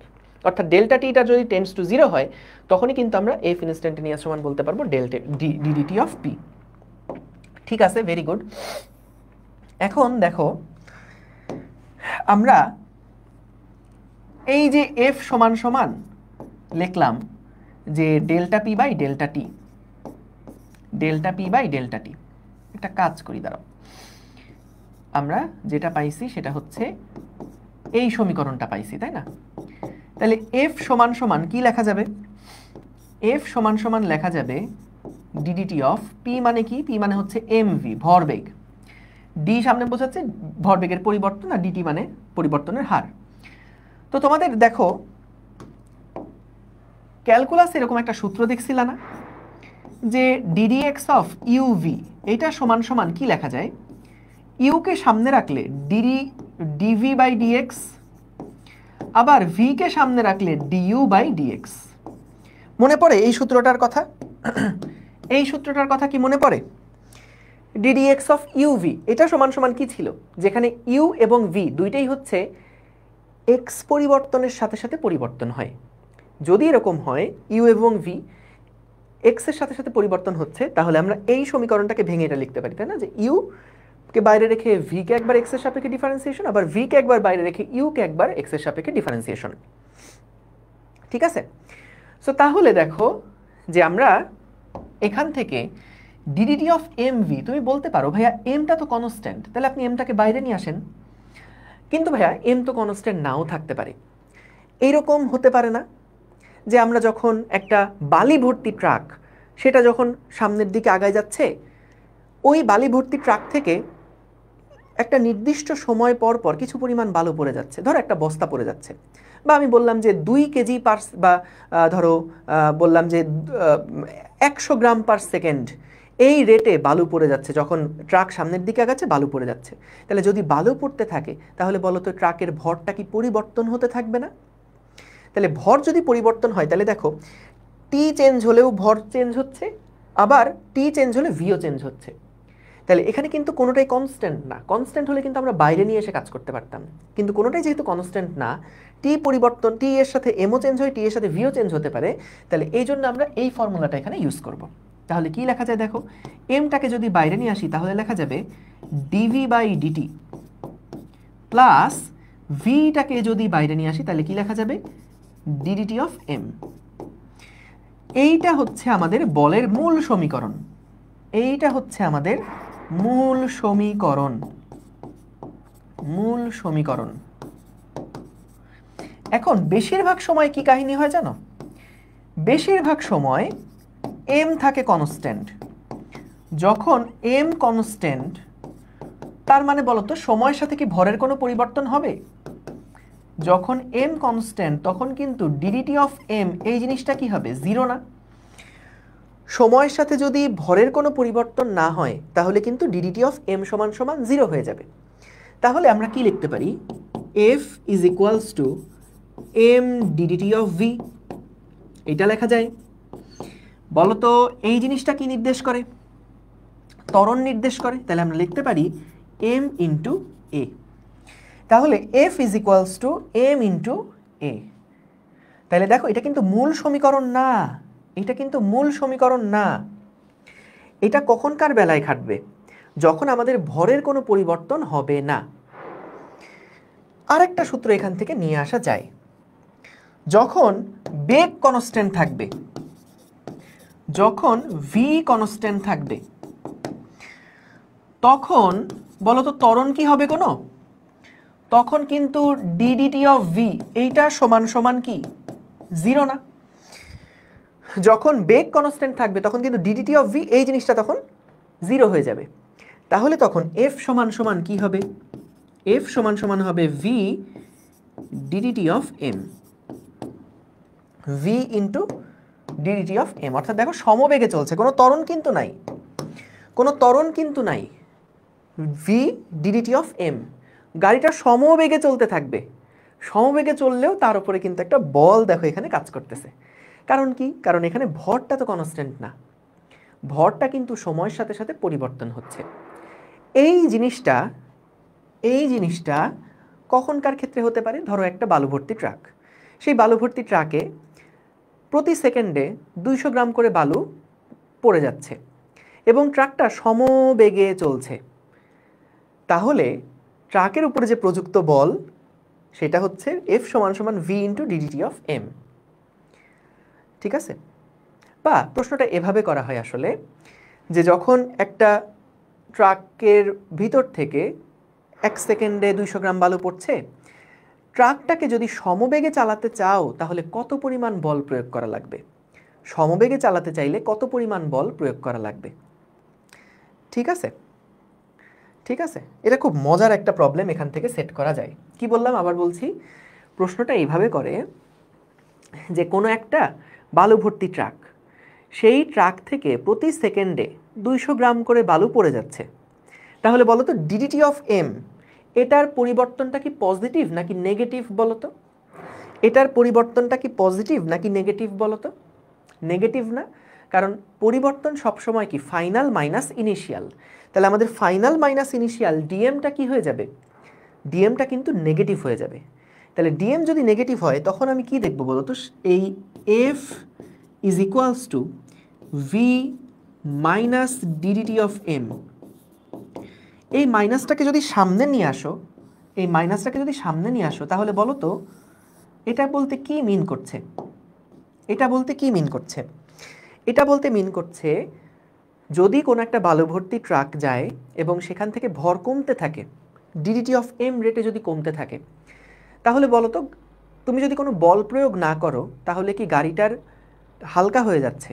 তাহলে কি গাড়িটার বেগ বাড়ার কথা না? সো তুমি যদি চাও এটাকে সমবেগে নিয়ে যেতে তাহলে কি করতে হবে? বস্তুটার বেগের উল্টা দিকে একটা বল প্রয়োগ করতে হবে। এই মাইনাসটা বলতে উল্টা দিকের বলটা বোঝাচ্ছে। বা আরেকটা কেস চিন্তা করি, মনে করো যে কোনো একটা গাড়ি যাচ্ছে, সেই গাড়ির উপর থেকে কেউ একজন ধরো পানি ঢালতেছে। ধরো একটা খেলনা গাড়ি মেঝের উপর দিয়ে যাচ্ছে, উপর থেকে কেউ একজন পানি ঢালছে। তাহলে কি গাড়িটার ভর আস্তে আস্তে বাড়ছে না? ভর বাড়তে থাকলে গাড়ির বেগটা কি কমতে থাকবে না? সো আমি যদি চাই সমবেগ মেনটেন করতে, ভিটাকে কনস্ট্যান্ট রাখতে, তাহলে কি আমাকে আর কি বেগের দিকে বল প্রয়োগ করতে হবে না? তখন কিন্তু আমাকে বেগের দিকে বল প্রয়োগ করতে হবে যদি আমি চাই গাড়িটা স্লো যেন না হয়। গাড়িটা সমবেগ মেনটেন করার জন্য ওর গাড়িটার দিকে কিন্তু আমাকে একটা বল প্রয়োগ করতে হবে। বুঝতে পারছো? সো দেখো দুইটা কেস আলাদা আলাদা করে একটু দেখাই, দুইটা কেস আলাদা আলাদা করে একটু দেখাই। সো আমাদের যেটা বললাম, মনে করো আমাদের কোনো একটা পিক আপ ভ্যান, খেলনা একটা পিক আপ ভ্যান। সো এই পিক আপ ভ্যানে মনে করো আমরা হচ্ছে এইটা হলো সেই গাড়িটা। সো এই গাড়িটার উপর থেকে মনে করো আমরা পানি ফেলছি, উপর থেকে পানি ফেলছি।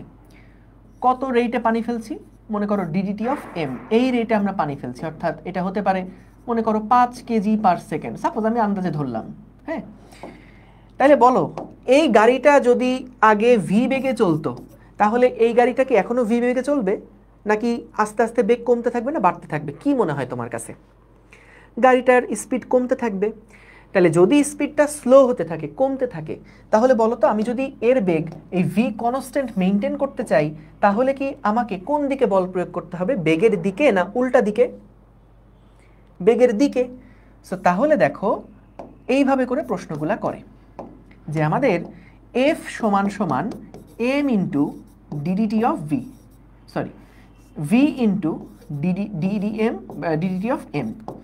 সো এখানে বিষয়টা এরকম যে যদি ভর এই রেটে বাড়তে থাকে এবং তুমি যদি সমবেগ মেনটেন করতে চাও তাহলে বস্তুর উপর বেগের দিকে এই পরিমাণ বল প্রয়োগ করতে হবে। যদি সমবেগ মেনটেন করতে চাও তাহলে এই পরিমাণ বল প্রয়োগ করতে হবে।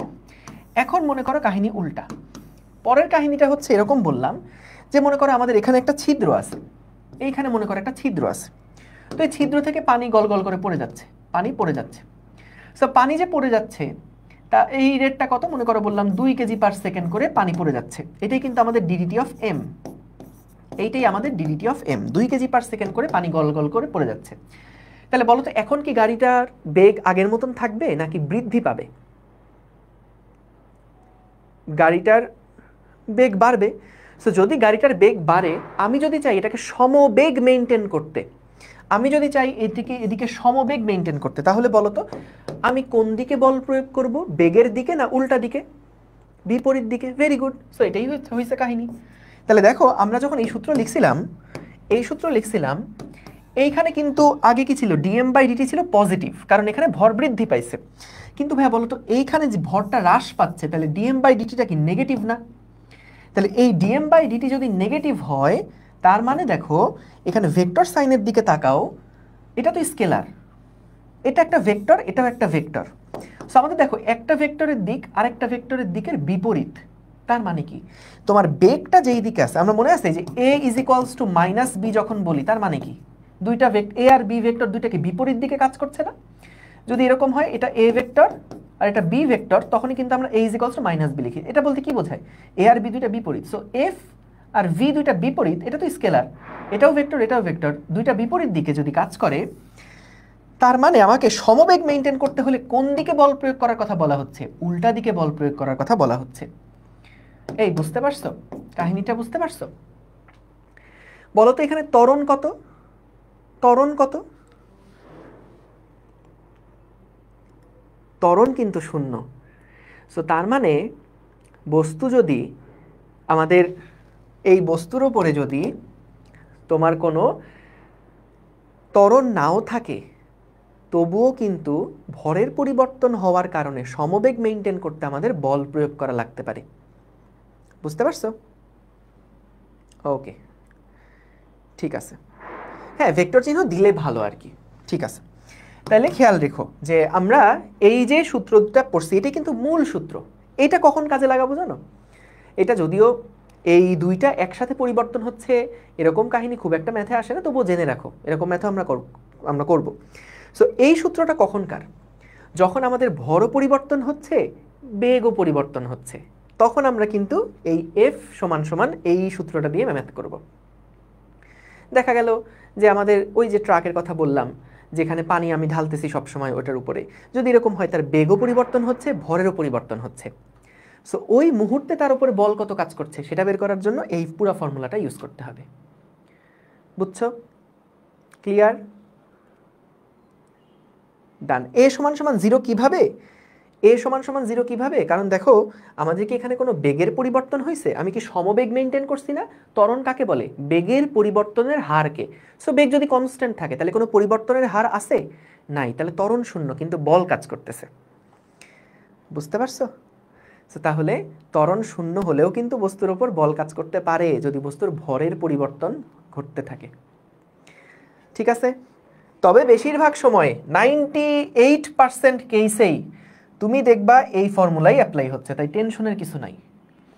মূল সূত্র এইটা, 99% কেসেই F is equals to M A, এটাই অ্যাপ্লাই হবে। আর এটাতে আর একটু কিছু কয়েকটা ম্যাথ থাকে, আর এখান থেকে আসলে ইন্টারে কোনো ম্যাথ আমরা দেখি না, তবে আমি দেখাই রাখবো যাতে আমার একটু আইডিয়াটা ক্লিয়ার থাকে। ঠিক আছে? ওকে। এম -2 কেন? কারণ যে ভর হ্রাস পাচ্ছে, সময়ের সাথে সাথে ভর পড়ে যাচ্ছে না, ভর কমে যাচ্ছে। তাহলে ভরের পরিবর্তন কত? আগে এখানে ছিল 12 কেজি পানি, এখন আছে 10 কেজি পানি। তাহলে পরিবর্তন কত? 10 - 2, 10 - 12। ঠিক আছে, তাহলে এটা বুঝলাম যে ভরবেগের পরিবর্তনের হার এর উপর প্রযুক্ত বলের সমানুপাতিক, এবং বল যেদিকে ক্রিয়া করবে বস্তুর ভরবেগের পরিবর্তনে সেই দিকে ঘটবে। Fine, clear. এইবার আসো আরেকটা গুরুত্বপূর্ণ জিনিস। সেইটা কি? আরেকটা গুরুত্বপূর্ণ জিনিস সেইটা কি? সেটা হচ্ছে দেখো, আমরা এই যে দেখলাম F সমান সমান ma, তো যদি বস্তুর উপরে বাহ্যিক বল শূন্য হয় বা নেট বল যদি শূন্য হয়, বাহ্যিক বল যদি শূন্য হয়, বাহ্যিক বল সমান সমান যদি শূন্য হয়, তাহলে শূন্য ইজ ইকুয়ালস টু ma লিখতে পারবো। তার মানে দেখো, যদি ভর কনস্ট্যান্ট থাকে তার মানে কি ত্বরণ শূন্য, ত্বরণ মানে হচ্ছে v minus U divided by T is equals to 0। এখান থেকে লেখা যায় v মাইনাস ইউ সমান সমান 0, সুতরাং v is equals to U. এইটা বলতে কি বোঝাচ্ছে? যে বস্তুর শেষ বেগ এবং আদিবেগ একই রকম। এটা বলতে কি বোঝাচ্ছে? এটা বলতে বোঝাচ্ছে যদি কোনো বস্তুর ভর ধ্রুব থাকে এবং তার উপরে যদি আমরা বাহ্যিক বল কোনো প্রয়োগ না করি, তাহলে স্থির বস্তু স্থির থাকবে এবং যেটা গতিশীল সেটা সুষম বেগে সরল পথে চলতে থাকবে। সুষম বেগে বললে সরল পথে বলা দরকার নাই, সুষম বেগে চলতে থাকবে বা সমদ্রুতিতে সরল পথে চলতে থাকবে। ঠিক আছে? তো তাহলে আমাদের এখানে এইটা হচ্ছে কাহিনী। সো নিউটনের গতির দ্বিতীয় সূত্র থেকে প্রথম সূত্রের প্রতিপাদন আমরা এখানে করলাম। এটা হচ্ছে দ্বিতীয় সূত্র থেকে প্রথম সূত্র প্রতিপাদন। প্রথম সূত্র প্রতিপাদন। বাহ্যিক কোনো বল প্রযুক্ত না হলে স্থির বস্তু স্থির থাকবে এবং গতিশীল বস্তু সমদ্রুতিতে সরল পথে চলতে থাকবে। বলো তো, প্রথম সূত্রের কি তুমি একটা সীমাবদ্ধতা পাইছো? প্রথম সূত্রের কি তুমি কোনো একটা লিমিটেশন বা ঝামেলা পাইছো? ঝামেলা হচ্ছে, প্রথম সূত্র কি বলছিল? বাহ্যিক কোনো বল প্রযুক্ত যদি না হয় তাহলে স্থির বস্তু স্থির, এটা ঠিক আছে, কিন্তু গতিশীল বস্তু সমদ্রুতিতে সরল পথে চলতে থাকবে, এই জিনিসটা কি আসলে ঠিক আছে? তুমি দেখো, আমরা একটু আগে কি দেখলাম, যদি আমাদের ওই ট্রাকটা যদি তোমার হচ্ছে যেটার মধ্যে হলো তোমার বালু রাখছিলাম, ট্রাকটা যদি সামনের দিকে আগাতে থাকে, বালু যদি পড়তে থাকে, ভর যদি কমতে থাকে, তাহলে বলো তো ওই গাড়িটার বেগ কি আগের চেয়ে বাড়বে না? বা উল্টাভাবে চিন্তা করো, ভর আমি বৃদ্ধি করছি, তাহলে স্বাভাবিকভাবে কি হবে? ওইটার বেগ আস্তে আস্তে কমতে থাকবে না? সো ভাই, কতটুকু কমবে কতটুকু বাড়বে এটা বুঝবো কিভাবে? উত্তর হচ্ছে ভরবেগের নিত্যতা দিয়ে করব। এটা সামনে আসবে যে m1 v1 সমান m2 v2 দিয়ে আমরা ফাইনাল বেগ কত এটা বের করতে পারবো, যে ভর একটু অ্যাড করলে বেগ কতটুকু কমে গেছে, মানে ভরবেগটা সংরক্ষিত থাকবে আর কি। সো মূলত প্রথম সূত্রের ওই সীমাবদ্ধতা থেকেই কিন্তু দ্বিতীয় সূত্রের প্রয়োজনটা উদ্ভব হয়েছে। প্রথম সূত্রে যে আমরা দেখলাম যে বাহ্যিক কোনো বল প্রযুক্ত না হলে স্থির বস্তু স্থির, গতিশীল বস্তু সমদ্রুতিতে সরল পথে চলতে থাকবে, কিন্তু যদি আমাদের বাহ্যিক বল প্রযুক্ত হচ্ছে না, কিন্তু আমি উপর থেকে একটা গাড়ির উপর ভর অ্যাড করলাম, তাহলে কিন্তু ওই গাড়িটার বেগ আস্তে আস্তে স্লো হতে থাকবে, তাহলে কি এটা সুষম দ্রুতি হইল বা সমবেগ হইল না।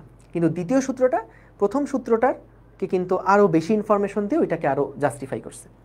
সো তাহলে দেখো যে আমাদের দ্বিতীয় সূত্র যেটা, সেইটার একটা রূপ হচ্ছে প্রথম সূত্রটা, দ্বিতীয় সূত্রের একটা কেস হচ্ছে প্রথম সূত্রটা। ঠিক আছে? তাহলে দ্বিতীয় সূত্রের আশা করি কেন দরকার, কি দরকার, এটা আশা করি বুঝতে পারছো। সো তোমরা তাপগতিবিদ্যাতেও কিন্তু দেখছো। বলো তো, তাপগতিবিদ্যার প্রথম সূত্রটাকে একদম স্বয়ংসম্পূর্ণ ছিল?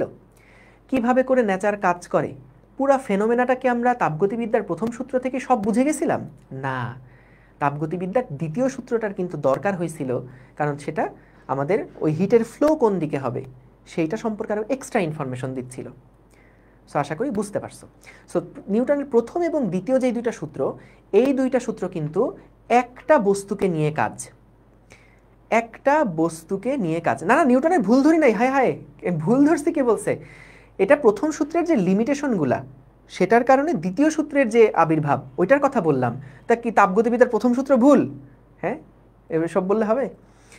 প্রত্যেকটা সূত্রেরই একটা লিমিটেশন ছিল, সেইটাকে আরও ব্যাখ্যা করার জন্য পরের সূত্রগুলো আসছে। বুঝতে পারছো? এই আর কি। ঠিক আছে, হ্যাঁ, নিউটন গ্যালিলিও থেকে চুরি করছে, এটা আংশিক সত্য। ওকে, সো দ্বিতীয় সূত্র আংশিক সত্য কেন বললাম? এখন আসলে কি পেপার দেখে চুরি করছে কিনা তাকে জানে। এখন হইতে পারে না যে দুইজনের মাথায় একইভাবে একই জিনিসগুলো আসছে, হইতেই তো পারে। ঠিক আছে, ওকে, ঠিক আছে, ঠিক আছে, ওকে। সো দেখো, এটা গেল নিউটনের দ্বিতীয় সূত্র থেকে প্রথম সূত্রের যে প্রতিপাদন সেইটা। এইবার আসো আমাদের গতির তৃতীয় সূত্রটা আমরা দেখে ফেলি। নিউটনের গতির তৃতীয় সূত্র, নিউটনের গতির তৃতীয় সূত্র।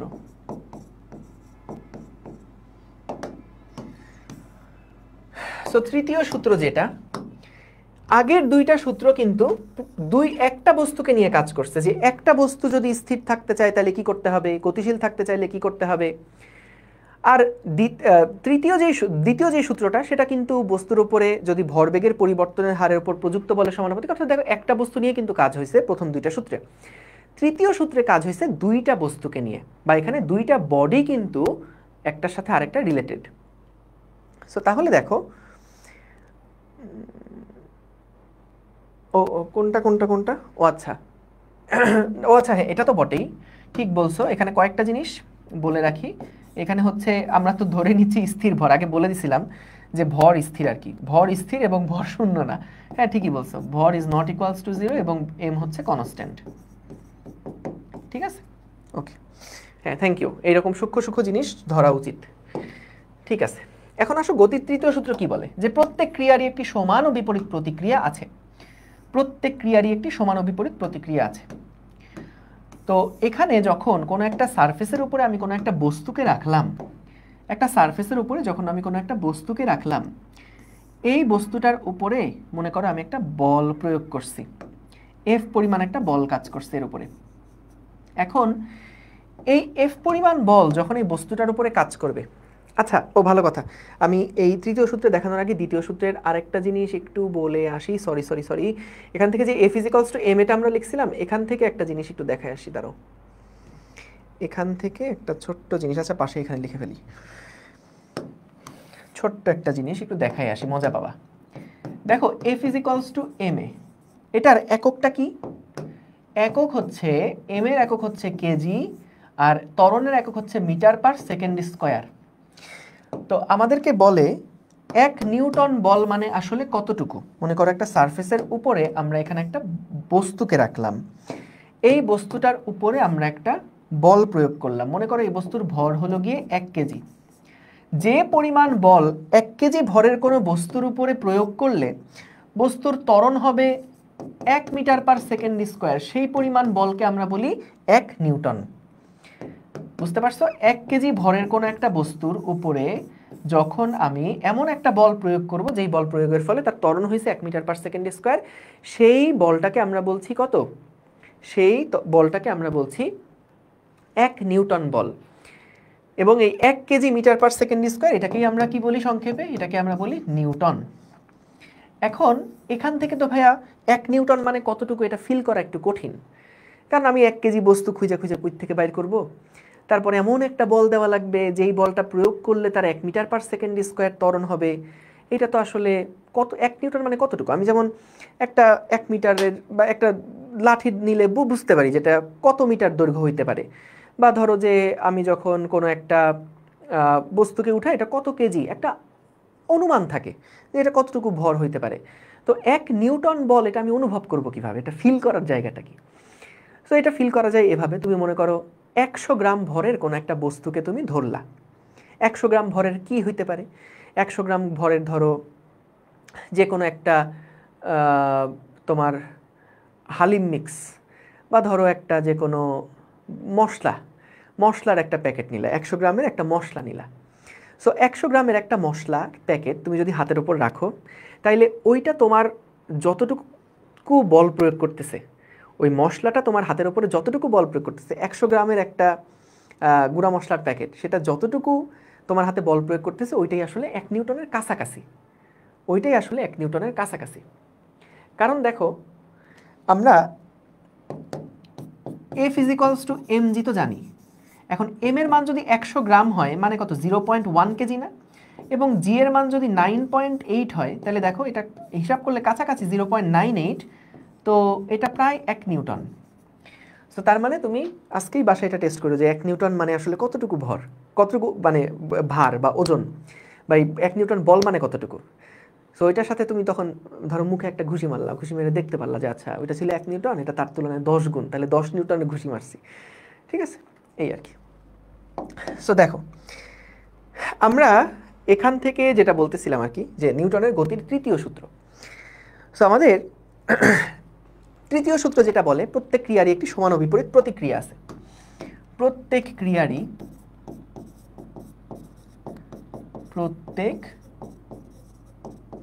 ক্রিয়ারই একটি সমান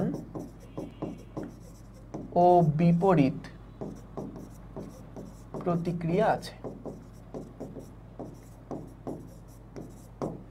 একদম সহজ।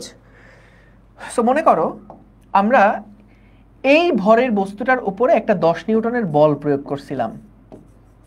এখন 10 নিউটনের বল, এটা যদি ক্রিয়া হয় তাহলে প্রতিক্রিয়া বল কোন দিকে কাজ করবে?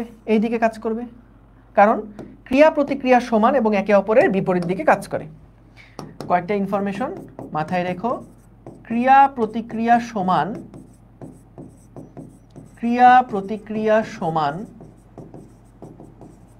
এবং একে অপরের বিপরীত দিকে কাজ করে। একে অপরের বিপরীত দিকে কাজ করে। ক্রিয়া প্রতিক্রিয়া সমান এবং একে অপরের বিপরীত দিকে কাজ করে। তো তুমি যখন এই বস্তুটার উপর একটা এফ পরিমাণ 10 নিউটন একটা বল প্রয়োগ করলা, তখন এটা যদি ক্রিয়া হয়, প্রতিক্রিয়া বলটা তার উল্টা দিকে কাজ করবে। এখন কথা হচ্ছে, বলো তো সিম্পলি, এই যে আমার হাতে ক্যালকুলেটর আছে, যদি আমরা এই ইয়াটার উপরে ধরো এই ক্যালকুলেটরের উপরে ডান দিকেও আমি 10 নিউটন বল প্রয়োগ করলাম, বাম দিকেও আমি 10 নিউটন বল প্রয়োগ করলাম, তাহলে বলো তো এই বস্তুটা কি নড়বে কখনো? দুই দিকে যদি সমান সমান বল প্রয়োগ করি, অর্থাৎ নেট ফোর্স যদি 0 হয়, তাহলে কি বস্তুটার কোনো নড়চড় হবে? বস্তুটা কি কোনো নড়াচড়া করবে? করবে না। কারণ সমান এবং বিপরীত যদি হয় মানে তাহলে নেট ফোর্সটা হয়ে যায় তো 0। তো যখন নেট ফোর্স 0 হয়ে যায় তখন কিন্তু বস্তুটা নড়বে না। সো তাহলে নিউটনের তৃতীয় সূত্রটা কি বলে দেখো। কোনো একটা বস্তুর উপরে যে টোটাল প্রত্যেক ক্রিয়ারই সমান ও বিপরীত প্রতিক্রিয়া আছে, তাহলে আমি যদি এই বস্তুর উপরে একটা 10 নিউটন বল দেই, তাহলে এর প্রতিক্রিয়া বল কি 10 নিউটন বিপরীত দিকে কাজ করছে। তাহলে যদি এই বস্তুর উপরে দুইটা বল কাজ করে, তাহলে কি এই বস্তু নড়বে? নড়বে না।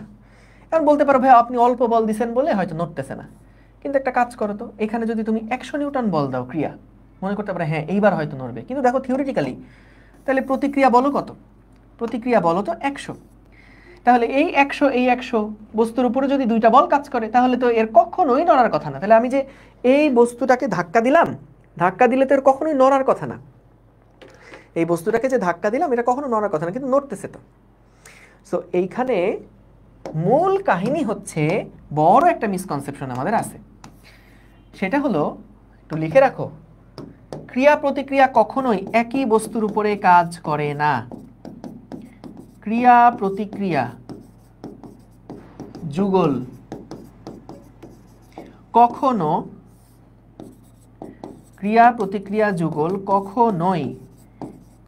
একই বস্তুর উপর কাজ করে না। একই বস্তুর উপর কাজ করে না। ক্রিয়া প্রতিক্রিয়া কখনোই একই বস্তুর উপর কাজ করে না, সব সময় দুইটা ভিন্ন বস্তুর উপর কাজ করবে। সব সময় দুটি ভিন্ন বস্তুর উপর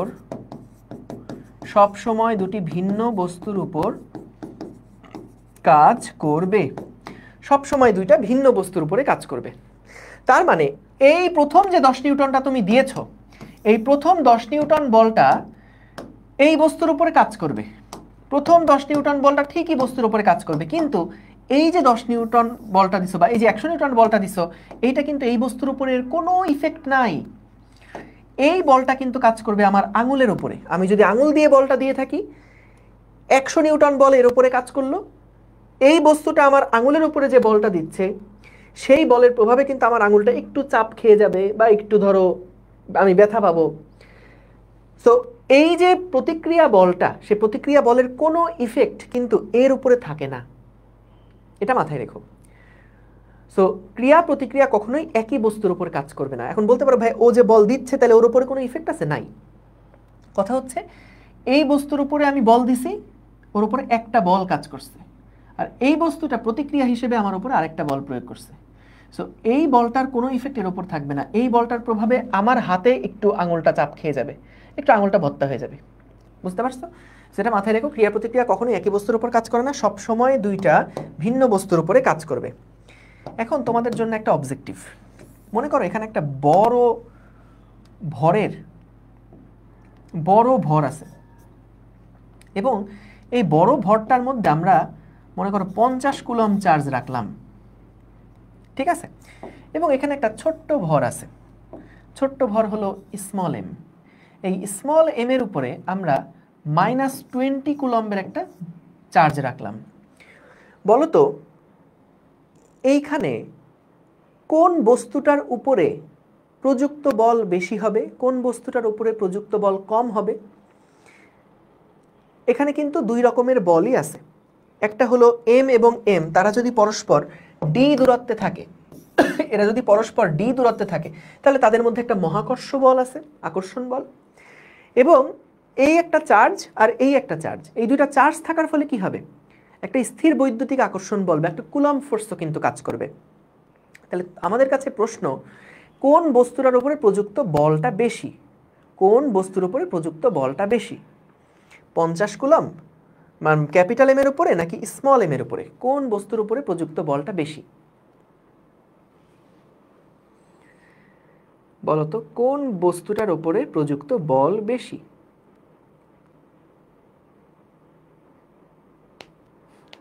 সবাই গণহারে অ্যান্সার দিয়ে যাচ্ছ। ক্যাপিটাল এম কেউ বলছো, কেউ বলছো স্মল এম, কেউ বলছো বড় এম এর উপরে প্রযুক্ত বল বেশি, ছোট এম এর উপরে প্রযুক্ত বল কম। রিফাতের অ্যান্সার আমি প্রথম দেখলাম, আলফাফার উত্তরও দেখলাম, হাসিবুলের উত্তরও দেখলাম সমান, ইব্রাহিম কাইফ সমান। সমান সমান বল কাজ করবে, কারণ এই বলগুলোও কিন্তু ক্রিয়া প্রতিক্রিয়া বলের মতন। তুমি দেখো, যদি আমি প্রথমে চার্জের আলাপ বাদ দেই, আপাতত চার্জের আলাপ বাদ দেই, ওটা নিয়ে পরে আসতেছি। এই ভুল কখনো মনের মধ্যে রাখবা না, খবরদার, গুনাহ হবে। সো ক্যাপিটাল এম, এই ক্যাপিটাল এম ভরের উপরে একটা মহাকর্ষ বল কাজ করছে, একটা মহাকর্ষ বল কাজ করছে, এটাকে আমি এফ জি দিয়ে প্রকাশ করলাম। এবং এই স্মল ভরের উপরেও একটা মহাকর্ষ বল কাজ করছে, এটা হলো এফ জি। দুইটা বলের মান কিন্তু সমান। সো এটার ভর বেশি বলে ওর ত্বরণ কম হবে, এটার ভর কম বলে ওর ত্বরণ বেশি হবে, সেটা ডিফারেন্ট। কিন্তু এই যে পরস্পর পরস্পরকে সমান বলে আকর্ষণ করে, এই এফ এর মান কিন্তু পরস্পর সেম। কারণ দেখো এই এফ সমান সমান কি ছিল? G into capital M into small M divided by D square. বলো প্রযুক্ত বলের মান সেটা কি ভরের গুণফলের সমানুপাতিক এবং দূরত্বের বর্গের ব্যস্তানুপাতিক? তাহলে এই প্রযুক্ত বলের মানটা কিন্তু তাদের ভরের উপর নির্ভর করছে, দূরত্বের উপর নির্ভর করছে। কিন্তু যেই বলটা তুমি হিসাব করলা, সেই বলটা দুইটা ভরের উপরেই সমানে সমানে কাজ করছে। এর উপরে প্রযুক্ত বল যা, এর উপরে প্রযুক্ত বল তাই, কিন্তু ওর ত্বরণটা হবে বেশি, কারণ ওর ভর কম। হালকা বস্তুর উপরে যদি বল প্রয়োগ করে তাহলে ত্বরণ বেশি হবে না? সো তাহলে এটা সেম। একই কাহিনী আমাদের কুলম্ব ফোর্সের বেলাতেও সত্য। কুলম্ব ফোর্সের ক্ষেত্রে কি হয়? কে ইন্টু মানে 1/4πε0 Q1 Q2 ডিভাইডেড বাই কি ডি স্কোয়ার না? সো এইখানেও একইভাবে আমাদের যে কুলম্ব ফোর্স, কুলম্ব যে আকর্ষণ বলটা, সেই আকর্ষণ বলটাও কিন্তু সেম টু সেম হবে। কুলম্ব ফোর্সটাও সেম টু সেম হবে। এই বুঝতে পারছো? এটা খুবই কমন একটা মিসকনসেপশন থাকে, এই ভুল করা যাবে না, খুব সাবধান। বুঝেছো? বুঝেছো? তাহলে প্রযুক্ত বল যেটা, মহাকর্ষ বল এবং কুলম্বের যে বল, সেই দুইটা বল কিন্তু যে কোনো ভরের ওপরেই, যদি যেই দুইটা ভরের মধ্যে তুমি মহাকর্ষ বল হিসাব করছো, সেই দুইটা ভরের উপরে সমান সমান মহাকর্ষ বল কাজ করবে। বুঝেছো? সমান সমান মহাকর্ষ বল কাজ করবে। ঠিক আছে? ঠিক আছে? ক্লিয়ার? ওকে, ঠিক আছে, ঠিক আছে, ঠিক আছে, ঠিক আছে, ডান। ওকে, তাইলে আমরা এটা বুঝলাম যে ক্রিয়া প্রতিক্রিয়া সমান এবং একে অপরের কিন্তু বিপরীত দিকে কাজ করবে। ঠিক আছে, সো তাহলে আমরা এই দুইটা আইডিয়া আশা করি পাইছি। ওকে, সো আমরা ইনশাল্লাহ নেক্সট ক্লাসে ম্যাথ করা শুরু করবো একবারে। আমি একটু চেক করে নেই আর কোনো থিওরির উপকরণ কি বাদ গেছে কি না। না, মোটামুটি আমাদের এগুলা কাভার্ড। ঠিক আছে, ঠিক আছে। এখন দেখো একটা জিনিস একটু বলে রাখি, সেটা হচ্ছে প্রশ্ন আসলে কিভাবে আসে। প্রশ্ন আসলে কিভাবে আসে একটু জেনে রাখো। আগের অধ্যায়গুলোর সাথে একটু লিঙ্ক করে কিভাবে আসে দেখো। আমাদেরকে বলতে পারে, ধরো এখানে একটা বস্তু রাখা আছে, এই বস্তুটার উপরে একটা F1 বল কাজ করছে। তারপরে মনে করো ওই একই বস্তু, এই একই বস্তু, হ্যাঁ, এই একই বস্তুর উপরে এই দিকে আমাদের একটা F2 বল কাজ করছে। তাহলে আমাদেরকে জিজ্ঞেস করে বস্তুটার উপরে নেট ত্বরণ কত, বস্তুটার উপরে নেট ত্বরণ কত। তাহলে বলো তো এই F1 বলের জন্য আমাদের বস্তুর কি একটা ত্বরণ থাকবে না, A1। এই F2 যদি বল আলাদাভাবে কাজ করতো তাহলে কিন্তু তার উপরে একটা A2 ত্বরণ কাজ করত। তাহলে যদি দুইটা বল একই মুহূর্তে একই সাথে কাজ করে তাহলে আমাদের নেট বল কত হবে, এই দুইটা বলকে যোগ করেই আমরা কিন্তু নেট ফোর্স পাবো। এই দুইটা বলকে যদি আমরা যোগ করি, এই দুইটা বলকে যদি আমরা যোগ করি তাহলে কিন্তু নেট ফোর্স পাবো।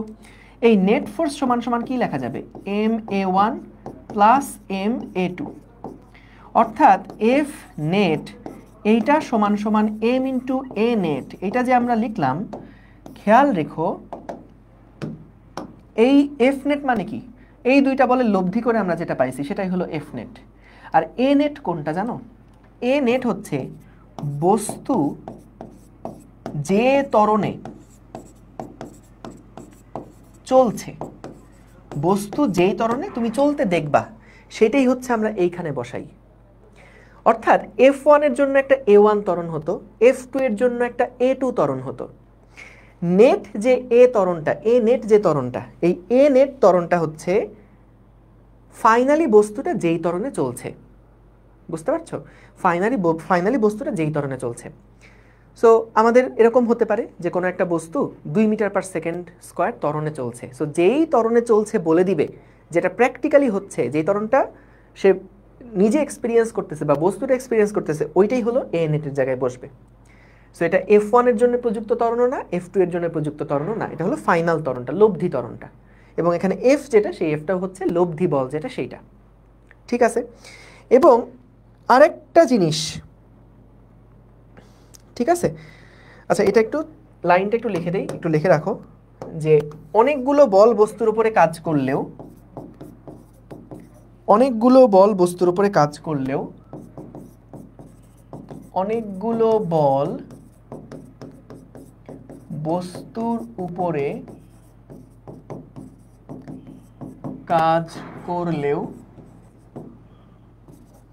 বস্তু ফাইনালি যে ত্বরণে চলবে, বস্তু ফাইনালি যে ত্বরণে চলবে সেটাই এ নট, সেটাই এ নেট। ঠিক আছে, সেটাই হচ্ছে এ নেট। ওকে, এবং দেখো প্রশ্ন যেই জায়গা থেকে আসতে পারে, বলো তো ভাইয়া এফ সমান সমান কি এম এ দেখছো না? তার মানে তুমি আগের অধ্যায়গুলোতে যতভাবে এ বের করা শিখছো, যতভাবে এ বের করা শিখছো, ওই প্রশ্নগুলোর সাথে আমাদের জাস্ট আরেকটা প্রশ্ন অ্যাড করে দিতে পারে, আর কিচ্ছু না। ঠিক আছে, সো দেখো আমাদের কখনো বলতে পারে ত্বরণটা যদি সরাসরি বলে দেয় তাহলে তো এম দিয়ে গুণ দিলে এফ বের হয়েই গেল, কিন্তু মনে করো ত্বরণটা সরাসরি বলে দেয় নাই, আমাদেরকে ধরো এই সমীকরণের মাধ্যমে আমাদের এমন কিছু বলে দিছে যে শেষ বেগ জানো, আদি বেগ জানো, সময় জানো, ত্বরণটাকে বের করে, এখান থেকে ত্বরণটা বের করে তারপরে তোমাকে দেখা যাবে এই সূত্রের মধ্যে বসায় এফ এর মানটা বের করতে হবে। আবার এরকমও হতে পারে কোনো কোনো ম্যাথ আমরা দেখবো যেখানে ভি স্কোয়ার সমান ইউ স্কোয়ার প্লাস 2as, এই সূত্র থেকে আমাদেরকে আগে ত্বরণটা বের করতে হবে, তারপরে আমরা এম এর জায়গায় বসায় প্রযুক্ত বল এফ বের করব। আবার কখন এরকমও দেখবা S is equals to UT plus half AT square, এই সূত্রটা ব্যবহার করে আমাদের আগে ত্বরণ বের করা লাগবে এবং ওই ত্বরণটাকে এখানে বসায় আমাদের এফ এর মানটা বের করতে হবে। সো ম্যাথ মূলত তুমি দেখবা প্রথম দিকের আমরা যে সমস্ত ম্যাথগুলো দেখব সেগুলাতে এইরকম একটা কাহিনী কিন্তু দেখবা, বুঝতে পারছো? সো এই ধরনের প্রত্যেকটা ম্যাথেই কাহিনী হবে এটাই যে আমাদের ত্বরণটা যদি সরাসরি দেওয়া থাকে তাহলে তো এম এর সাথে গুণ করলে এফ বের হয়েই গেল, কিন্তু যদি সরাসরি দেওয়া না থাকে তাহলে আমাদেরকে এই সূত্রগুলোর সাহায্যে ত্বরণটা বের করে সেই ত্বরণটা এখানে বসিয়ে তারপরে এফ এর মানটা বের করতে হবে। ঠিক আছে? ওকে, ঠিক আছে, তাহলে আমরা এখানে আজকে শেষ করছি। থ্যাংক ইউ সবাইকে। তোমাদের যাদের যা কনফিউশন আছে আমি এখন একটা পোস্ট দিচ্ছি, ওই পোস্টের নিচে কমেন্টে জানাও, আমি নিজে রিপ্লাই দিব। ঠিক আছে, থ্যাংক ইউ সবাইকে, দেখা হবে ইনশাল্লাহ আগামী পরশু দিন। সো এই ক্লাসটা এখনই একবার প্লিজ রিভিশন দাও, আর নেক্সট ক্লাস হওয়ার আগে আরেকবার রিভিশন দিয়ে এসো। থ্যাংক ইউ, আসসালামু আলাইকুম, আল্লাহ হাফিজ।